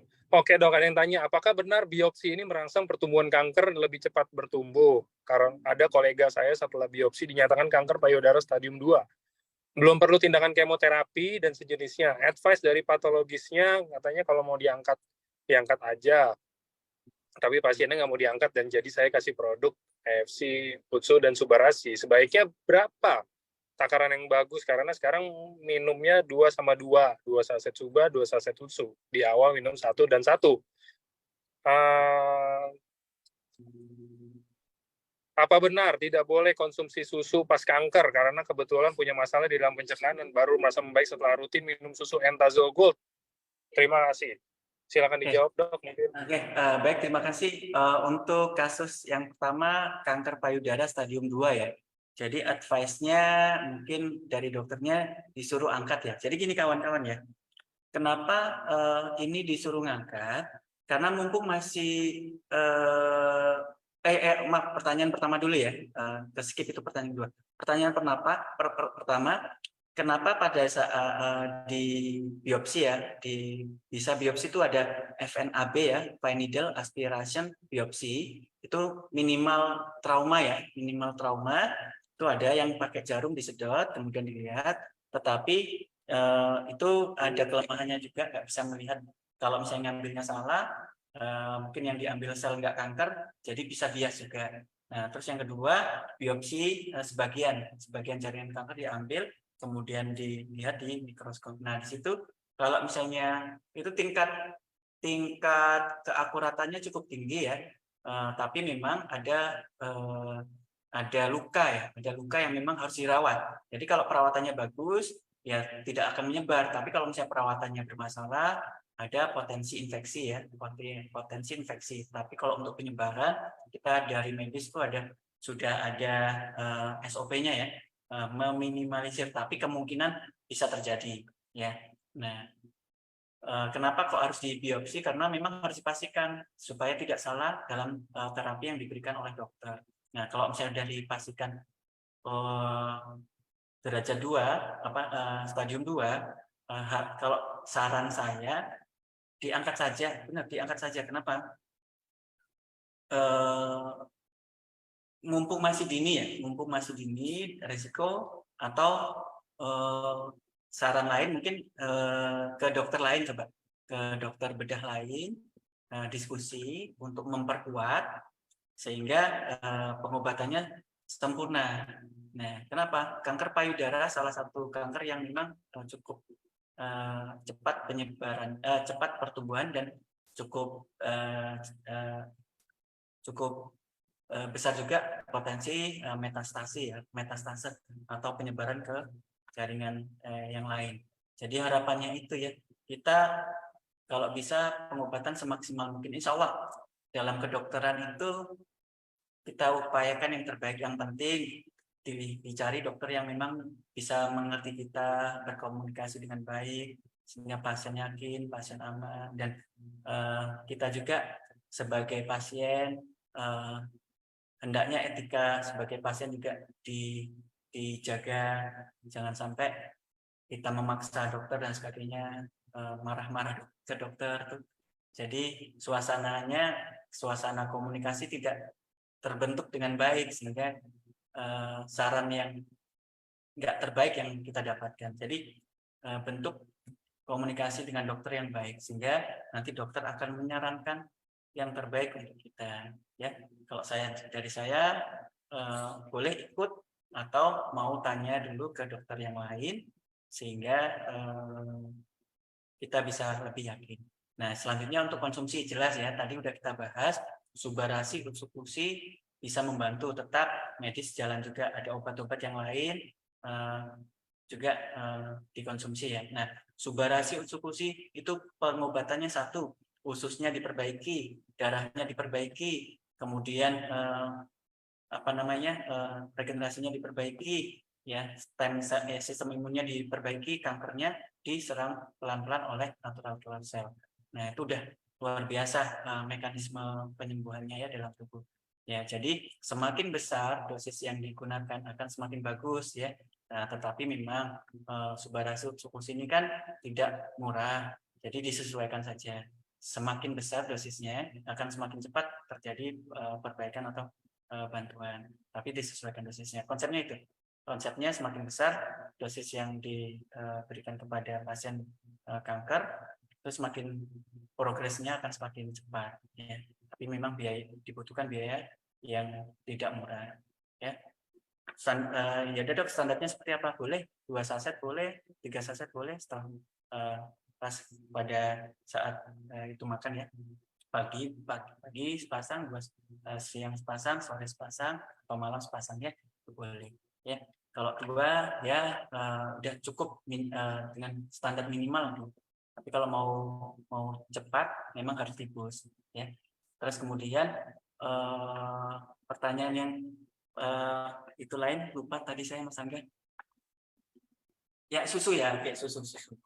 Iya, yang susu karena ada dikasih susu katanya. Susu. Nah, konsep susu ya kawan-kawan, kita lihat kankernya apa dulu. Dan sebenarnya nutrisi itu kan bagus buat tubuh kita ya, tetapi ada beberapa orang itu alergi terhadap susu, apalagi orang yang bermasalah di pencernaannya. Jadi memang kita menggunakan susu itu selektif, bukan tidak boleh, tapi selektif susu apa yang diperbolehkan untuk pasien tersebut. Ya, jadi boleh ya. Yang penting nggak intoleran. Habis minum susu mencret, berarti ada masalah tuh susunya. Jadi dicari susu yang memang tidak menyebabkan alergi atau intoleransi. Nah, sehingga nggak memperparah penyakitnya. Kan kita tahu nih, saya ulang lagi, kalau pasien kanker itu ususnya jelek banget. Nah, jadi gampang alergi, gampang meradang. Jadi makanannya memang agak harus bagus ya. Nah, kayak sasaran buah-buahan itu memang harus dicuci, harus dibersihkan ususnya, sehingga nggak terjadi kanker atau kambuhan kanker lagi ya. Dan diingatkan itu, kalau misalnya ada pasien yang minum Utsukushi habis itu mencret, itu bukan Utsukushinya, itu ususnya memang benar-benar kotor. Nah, disitulah bakteri baiknya lagi bertarung dia sama yang kotoran-kotoran di dalam usus. Nah, disitulah mungkin terjadi pergerakan usus yang mungkin berlebihan sehingga terjadi mencret. Tapi itu salah satu pengobatannya ya, salah satu yang harus dilakukan malah Utsukushi itu. Tinggal disesuaikan aja, mungkin ya buat 1 saset, mungkin setengah saset dulu, nanti sore setengah saset lagi. Tapi tetap harus diberikan nanti pas pada saat udah bersih, ya bisa langsung diberikan dosis sempurna. Mungkin ya lebih ke toleransi, intoleran, bukan tidak boleh, tapi dicari susu yang tidak menyebabkan efek yang negatif pada usus, karena orang sakit itu lebih mudah intoleran terhadap susu. Oke, yang lain? Oke, sama ini ada pertanyaan menarik dok. Jadi saya ini anggap nggak tahu sih ini siapa yang kena, tapi dia tanya pernah ada yang kena kanker payudara dok. Terus udah di kemo, udah di obatin lah intinya, udah dikonsultasi ke dokter dan lain-lain juga. Terus udah nggak ada selama beberapa tahun, tapi kemudian muncul lagi. Bisa nggak dok itu? Emang karena setiap kanker seperti itu, ataukah mungkin tergantung dari individunya, atau tergantung dari pola hidupnya, atau apa dok? Nah, ini makanya ya, untuk pengobatan kanker, Mas Angga dan kawan-kawan sekalian, memang harus secara holistik ya. Jadi yang pertama jelas ya, pola hidup kita dulu. Tolong pola hidup kita perbaiki. Makan makanan yang baik ya. Makanan-makanan yang baik apa itu dok? Ya udah, yang pertama itu gula, jangan hindari ya, karena itu penyebab kerusakan atau stres oksidatif tertinggi ya. Kemudian lemak trans, lemak jenuh ya, hati-hati. Nah, itu untuk makanan ya. Jadi langsung dihindari. Jadi makanannya diperbaiki, nggak bisa langsung makan banyak, ya makan dikit-dikit tapi sering. Kemudian sudah dirubah komposisinya, karbohidrat mungkin dikurangi diganti dengan protein, ya telur, ya tahu tempe, ya itu sayur-sayuran, buah-buahan itu substitusi yang untuk karbohidratnya. Ya bukan nggak sama sekali karbohidrat ya, nggak sama sekali makan karbohidrat, tapi disubstitusi ya. Nah, terus kemudian banyak minum air putih, istirahat yang cukup, hindari stres, olahraga. Nah, olahraga sendiri itu bisa memperbaiki pergerakan usus, kemudian aliran darah bagus, hormon kita normal, kemudian merelaksasi supaya pola tidur kita bagus. Nah, di situ mereka akan saling berkaitan. Makan bagus akan membantu pola tidur, pencernaan. Jadi itu saling berkaitan. Jadi jangan salah satu aja yang dilakukan, tapi semuanya. Itu ya pola hidup.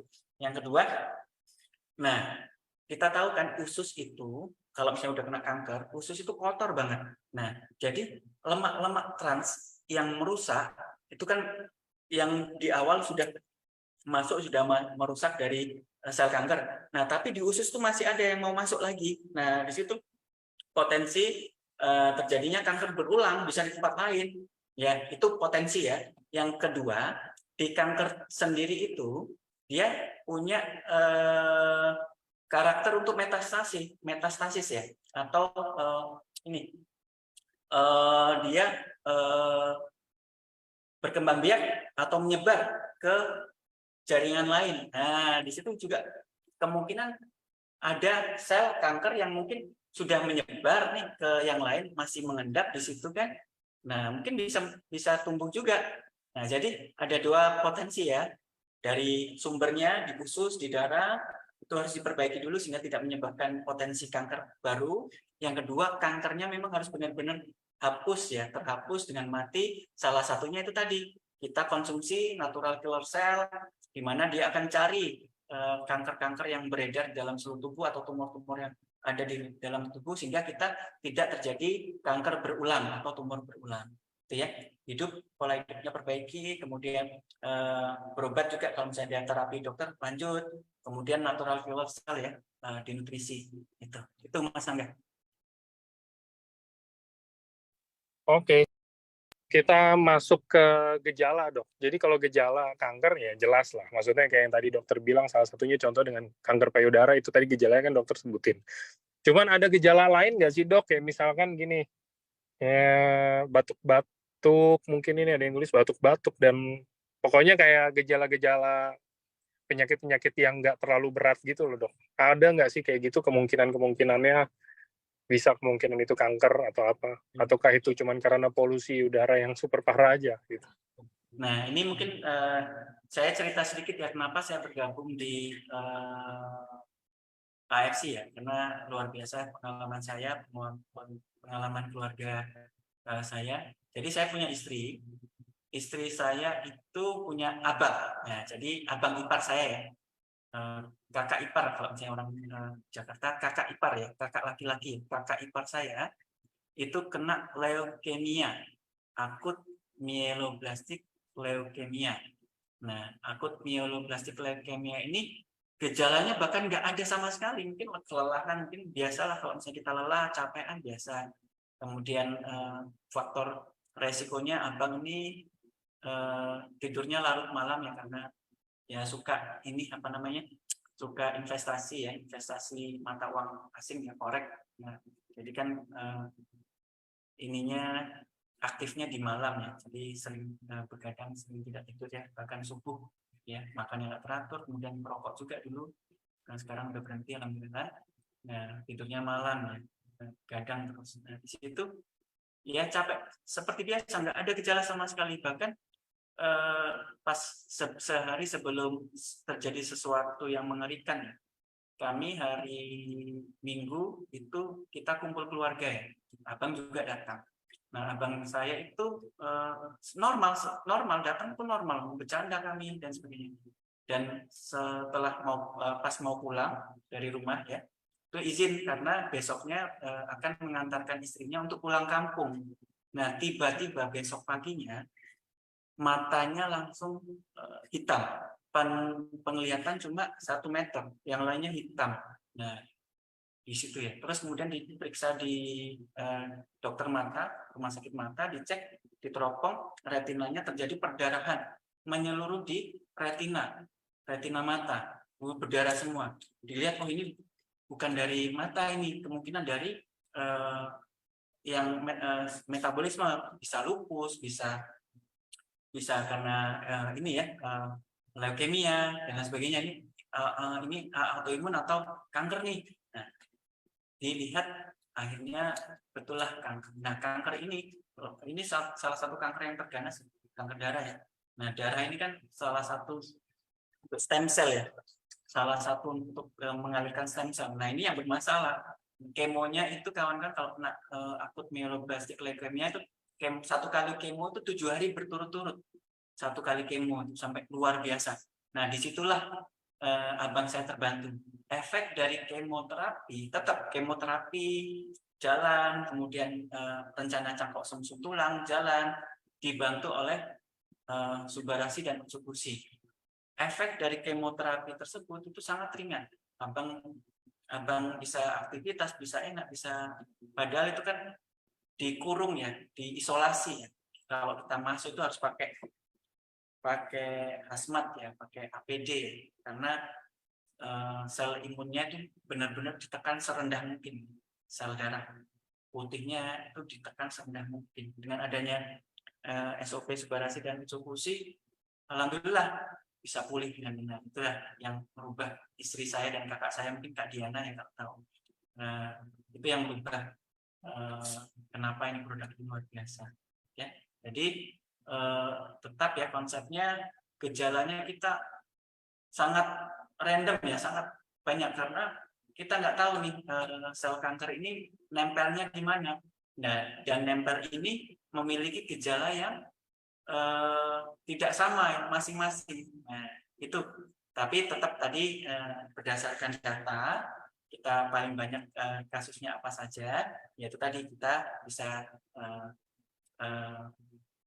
melihat ya ciri-cirinya, salah satunya dari waspada tadi ya, ada singkatannya, nanti dibaca saja ya. Jadi gitu Mas Angga. Jadi nggak ada yang spesifik, bisa juga belum tentu yang nggak ada gejala itu tidak terkena kanker ya, gitu. Contohnya kayak abang saya sehat-sehat, nampaknya rupanya di dalam tubuhnya menyimpan sesuatu yang sangat berbahaya. Nah, jadi kita harus jaga ya. Nah, dengan regenerasi sel yang bagus, nutrisi stem sel yang bagus, sehingga mutasi genetik tidak terjadi. Ya, itu Mas Angga. Oke dok, ini ada yang tanya tentang kanker ovarium stadium 4B. Jadi ada yang tanya, sekarang udah konsumsi 4 dan 4, SUBA 4, TUTSU 4. Apakah harus ditambah ataukah cukup segitu, ataukah kita harus lihat dari apanya dok untuk konsumsi produk kita? Maksudnya untuk tahu produk kita ini apakah perlu ditambah ataukah cukup gitu loh dok. Ya, izin mohon maaf saya sampaikan untuk stadium 4B itu udah cukup ini ya, cukup berat ya, tapi nggak apa-apa ya. Tapi saya sampaikan dulu, ya sudah mungkin agak terlambat kita mengetahuinya. Ini buat pembelajaran buat yang lain ya, jangan sampai terlambat. Nah, kalau sudah 4B itu hormon, kalau ovarium kan hormon sudah terganggu, bahkan ada trias maksudnya ada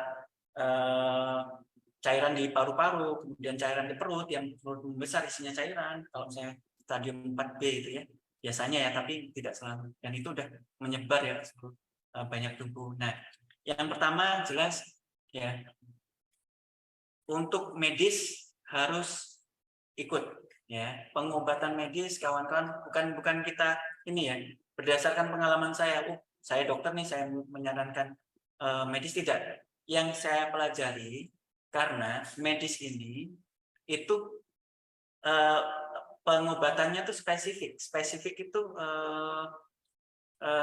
di poin mana yang bermasalah gitu, dan ada tolak ukurnya. Nah, disempurnakan dengan nutrisi ini gitu ya.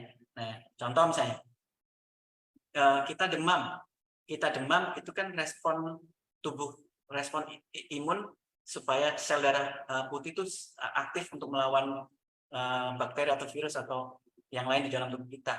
Nah, sebenarnya itu kan respon tubuh kita terkait masalah infeksi, ya kan, demam. Nah, pas pada saat demam kita kasih subarasi eksekusi, mungkin masih demam, ya. Tapi sistem imun dia diperbaiki, mungkin bertahap, mungkin 3-4 hari sembuh sempurna, ya. Tapi kalau dengan medis kasih paracetamol, panasnya langsung hilang gitu loh, kawan-kawan. Jadi satu, untuk mencegah kerusakan supaya kerusakan nggak terjadi lebih lanjut. Satu lagi, memperbaiki atau mengoptimalkan regenerasi sel supaya regenerasi selnya itu sempurna. Jadi penyembuhannya itu sempurna, ya. Itu. Jadi yang pertama, pengobatan medis jangan ditinggal karena itu sangat membantu, ya. Tolong banget jangan sampai terlambat, apalagi kanker nih ya. Kalau penyakit lain mungkin agak terlambat, is oke lah. Tapi kalau kanker terlambat, biayanya lebih, pengobatannya lebih susah, biayanya lebih tinggi, dosisnya harus lebih banyak, kualitas hidupnya juga lebih jelek, ya. Itu yang sayang sekali. Tolong saya ingatkan, tolong jangan terlambat untuk mengobati kanker karena sayang kualitas hidupnya jauh lebih jelek, ya. Jadi yang pertama medis, kemudian untuk dosis, ya itu tadi kita lihat ya. Yang pertama kan untuk usus ya, itu tadi ada tanda-tanda ya. Berarti kalau BAB-nya udah bagus, berarti mungkin udah cukup ya, BAB-nya lancar. Kemudian tadi yang normalnya kan 3 kali dalam seminggu ya, atau sehari 3 kali, BAB-nya bersih, bagus, sehingga ususnya nih sudah terjaga. Kemudian kita merasa lebih nyaman, lebih enak, ya udah segar. Nah itu udah terjadi perbaikan di dalam darah, ya, regenerasi sel juga terjadi. Ya mungkin itu ya yang dirasakan kalau saya konsumsi uji subarasi. Kalau yang lain-lain kan harus dicek secara medis ya, mungkin di ronsen, kemudian dicek laboratoriumnya. Tapi kalau yang bisa kita pantau secara mandiri, dosisnya tepat atau enggak, yang pertama itu buang air besarnya, kemudian yang rasa kelelahan dalam tubuh, kemudian badan terasa lebih nyaman, itu sudah oke, berarti sudah cukup, ya. Nah, kembali lagi untuk dosisnya. Ya, sebenarnya untuk dosisnya semakin ditinggikan semakin bagus karena ini nutrisi ya, nutrisinya nanosize dan kebutuhannya sangat tinggi apalagi kena kanker ya. Boleh, tapi tadi kita paham obat ini tidak murah, kita harus memperhatikan juga biaya yang harus dikeluarkan ya, dimotivasi juga supaya bisa menjalankan bantuan dari perusahaan ya, karena sistemnya ini sangat memudahkan untuk kita ya. Sistem ini saya sampaikan ya, AFC ini pada dasarnya hakikatnya itu bukan multi level marketing. Saya menolak untuk dibilang multi level marketing karena ini sistem yang memang membantu kita supaya minum gratis dan mengangkat derajat hidup perekonomian kita. Yaitu mungkin saya sampaikan itu sangat bagus ya, dibuat suatu pabrik farmasi, kemudian dibantu sistemnya untuk memudahkan kita supaya yang sakit ini bisa minum gratis ya, kan luar biasa. Supaya yang sakit bisa bercerita, bisa memberikan manfaat bagi yang lain, sehingga bisa memotivasi yang lain supaya bisa hidup sehat dan perekonomian juga bisa terbantu. Itu luar biasa. Ya, itu luar biasa. Saya terima kasih kepada sini, pada orang-orang hebat yang berada di kantor, yang ada di yang sedang berjuang ya untuk membangun negeri ini. Dan terima kasih pada kesempatan kali ini. Ya, untuk dosisnya semakin diperbanyak semakin bagus, tapi disesuaikan dengan kondisi keuangan. Itu jawabannya Mas Angga. Oke dok, sama ini mungkin pertanyaan-pertanyaan terakhir untuk menutup acara kita. Ini udah sering banget ditanya, tapi nggak apa-apa saya tanya lagi, jadi biar teman-teman semuanya yakin ya yang baru. Jadi ada yang tanya, kalau misalkan kan kanker itu sebuah sel, apakah dengan kita konsumsi Suba itu aman dok? Karena mengingat salah satu paten dari Subarasi itu meregenerasi sel, apakah sel kankernya itu jadi diregenerasi juga dok? Nah ya, jadi jelas ya. Kalau mau dibahas panjang tuh senang saya nih. Ini cukup panjang ya, karena satu ya.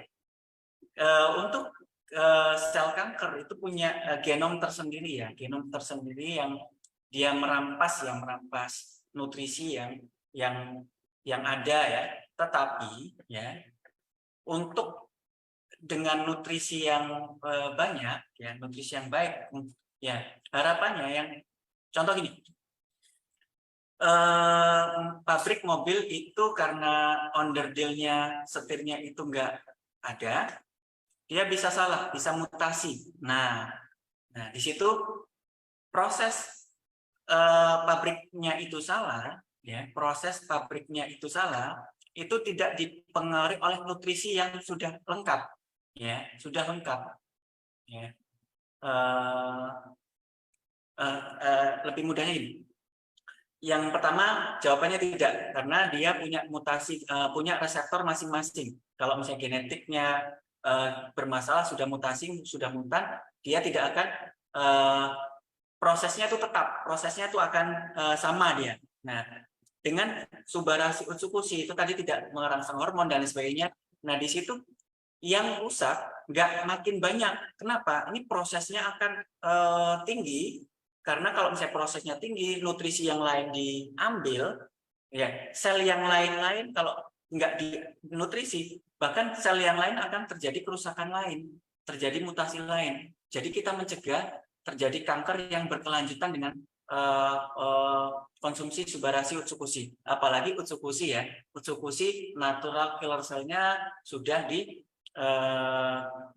nutrisi. Nah, fungsi dari natural killer cell kita tahu tadi anti kanker ya, di mana dia nyari, tagnya nyari sel tumor, sel kanker ya, di mana memang kita sudah terlambat kalau sudah terjadi kanker yang sudah stadiumnya besar, memang dibutuhkan natural killer cell yang terus-menerus ya, yang dalam jumlah yang banyak. Jadi jangan berhenti menutrisi sel natural killer cell ya. Nah, di situ akan membantu mencegah, bahkan bisa mengecilkan, bahkan bisa memusnahkan sel-sel kanker ya. Jadi tidak, jawabannya tidak ya. Nah, jawabannya tidak terbukti bahwasanya SOP Subarashi menyebabkan kanker, tidak. Karena ini nutrisi stem cell yang baik malah untuk meregenerasi. Yang salahnya itu proliferasi yang salah di tengah-tengah. DNA-nya kalau kita di ujungnya, di dalam, di paling awal, di package-nya itu sudah diperbaiki. Ilustrasinya seperti itu ya.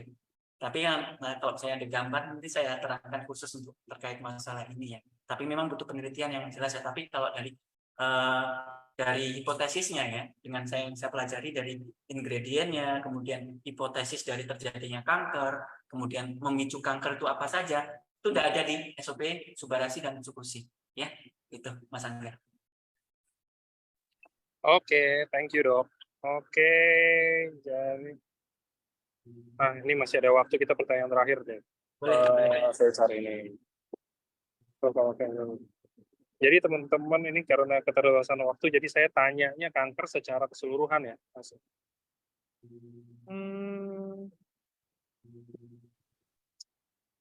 Kalau ini, apakah kalau orang kanker, mau kanker apapun itu, as in general dok, boleh konsumsi daging merah atau apa? Atau enggak gini deh dok, biar gampang.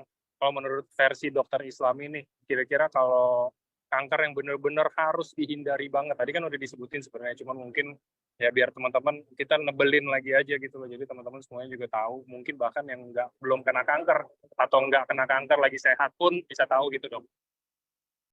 Oke, berdasarkan data tadi ya, kanker terbanyak di Indonesia yaitu kanker payudara dan kanker serviks ya. Itu pada wanita. Jadi pesan take home message-nya itu yang pertama, kawan-kawan, untuk payudara salah satu penyebabnya itu dari makanan ya. Jadi kawan-kawan, makanan itu tolong dijaga. Makanan apa? Hindari gula dan hindari minyak trans ya. Olahraga, tidur teratur, kemudian kalau misalnya ibu menyusui, susui bayinya ya, itu dari makanan dulu. Penting semua kanker itu dari makanan dijaga, karena salah satu pintu masuk penyakit kita itu hampir seluruhnya dari pencernaannya, selain pernafasan ya, pencernaan yang saya ceritakan tadi. Kalau misalnya itu bagus, yang masuk di dalam darah bagus, maka tidak akan menyebabkan perubahan genetik ya. Patogen dalam tubuh kita tidak terjadi genetik. Nah, ditambah regenerasi sel yang bagus, nutrisi terhadap regenerasi sel yang bagus akan mencegah kita terjadi mutasi genetik ya.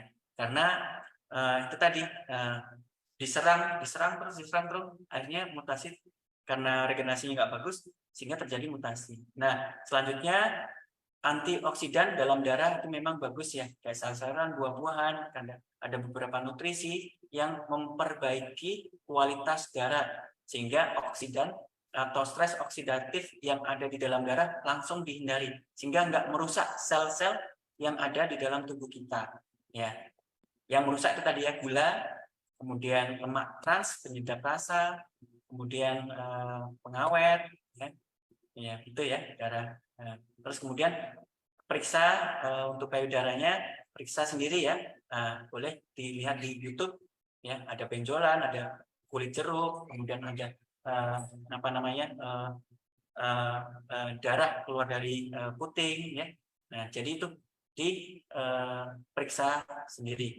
Yang kedua, kanker serviks ya. Nah, ini kanker serviks penting ya kawan-kawan.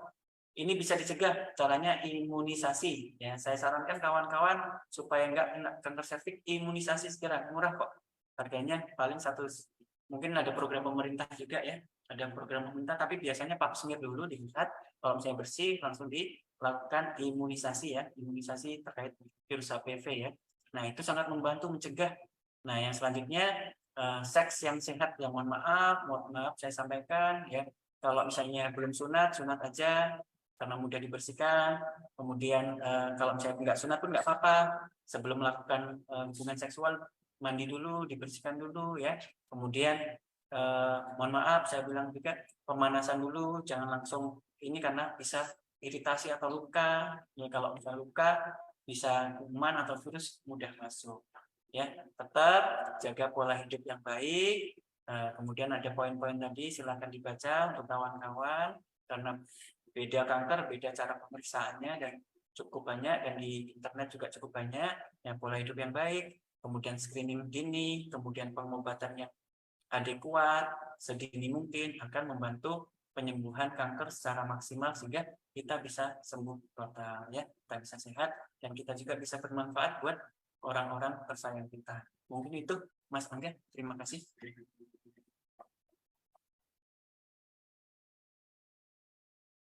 Oke, saya baca ya. Dok, apakah benar mengkonsumsi Sugold hanya 2 saset? Ya tergantung ya, tergantung kebutuhan ya. Kalau misalnya dengan 2 saset cukup, boleh. Kalau misalnya kita mau boost di awal-awal, yang penting tidak ada efek yang berlebihan ya. Karena contoh kayak misalnya kanker kolon, minum 1 saset aja mencret. Ya, jadi kita harus substitusi, harus memberikannya secara bertahap ya. Nah, tapi kalau misalnya di awal-awal kalau kita pasien sakit, memang kita harus boost ya. Karena kebutuhan sel pas pada saat kita sehat aja banyak, apalagi kondisi tubuh sedang sakit ya, kebutuhan terhadap nutrisi itu memang sedang banyak-banyaknya. Jadi nggak apa-apa ya. Dan saya pernah minum sehari 14 saset ya. 14 saset. Dan alhamdulillah malah enak. Ya, malah enak, yang sehat aja enak ya, apalagi yang sakit yang memang butuh banyak ya. Nah, tapi tetap konsultasi saja dulu ya, konsultasi dulu. Mungkin boleh nanti konsultasi sama saya atau dokter-dokter yang ada di AFC, dan sudah banyak ya, 40.000 ya, 4.500 atau 45.000 ya, dan cukup banyak ya, hebat sekali. Ya, jadi konsultasi saja, insya Allah produk ini sangat membantu untuk kita dan sangat aman ya, karena size-nya luar biasa ya, bentuk nano size tuh. Saya suka dulu mempelajari mikronutrien. Saya suka mikronutrien, ini nanonutrien lebih kecil lagi itu, lebih ke stem cell, luar biasa. Jadi saya geleng-geleng aja, luar biasa kita dikenalkan oleh AFC. Mungkin itu Mas Angga. Oke, thank you dokter. Oke, teman-teman, waktunya udah habis. Terima kasih banget buat Dokter Islami untuk waktunya dok hari ini. Sama-sama.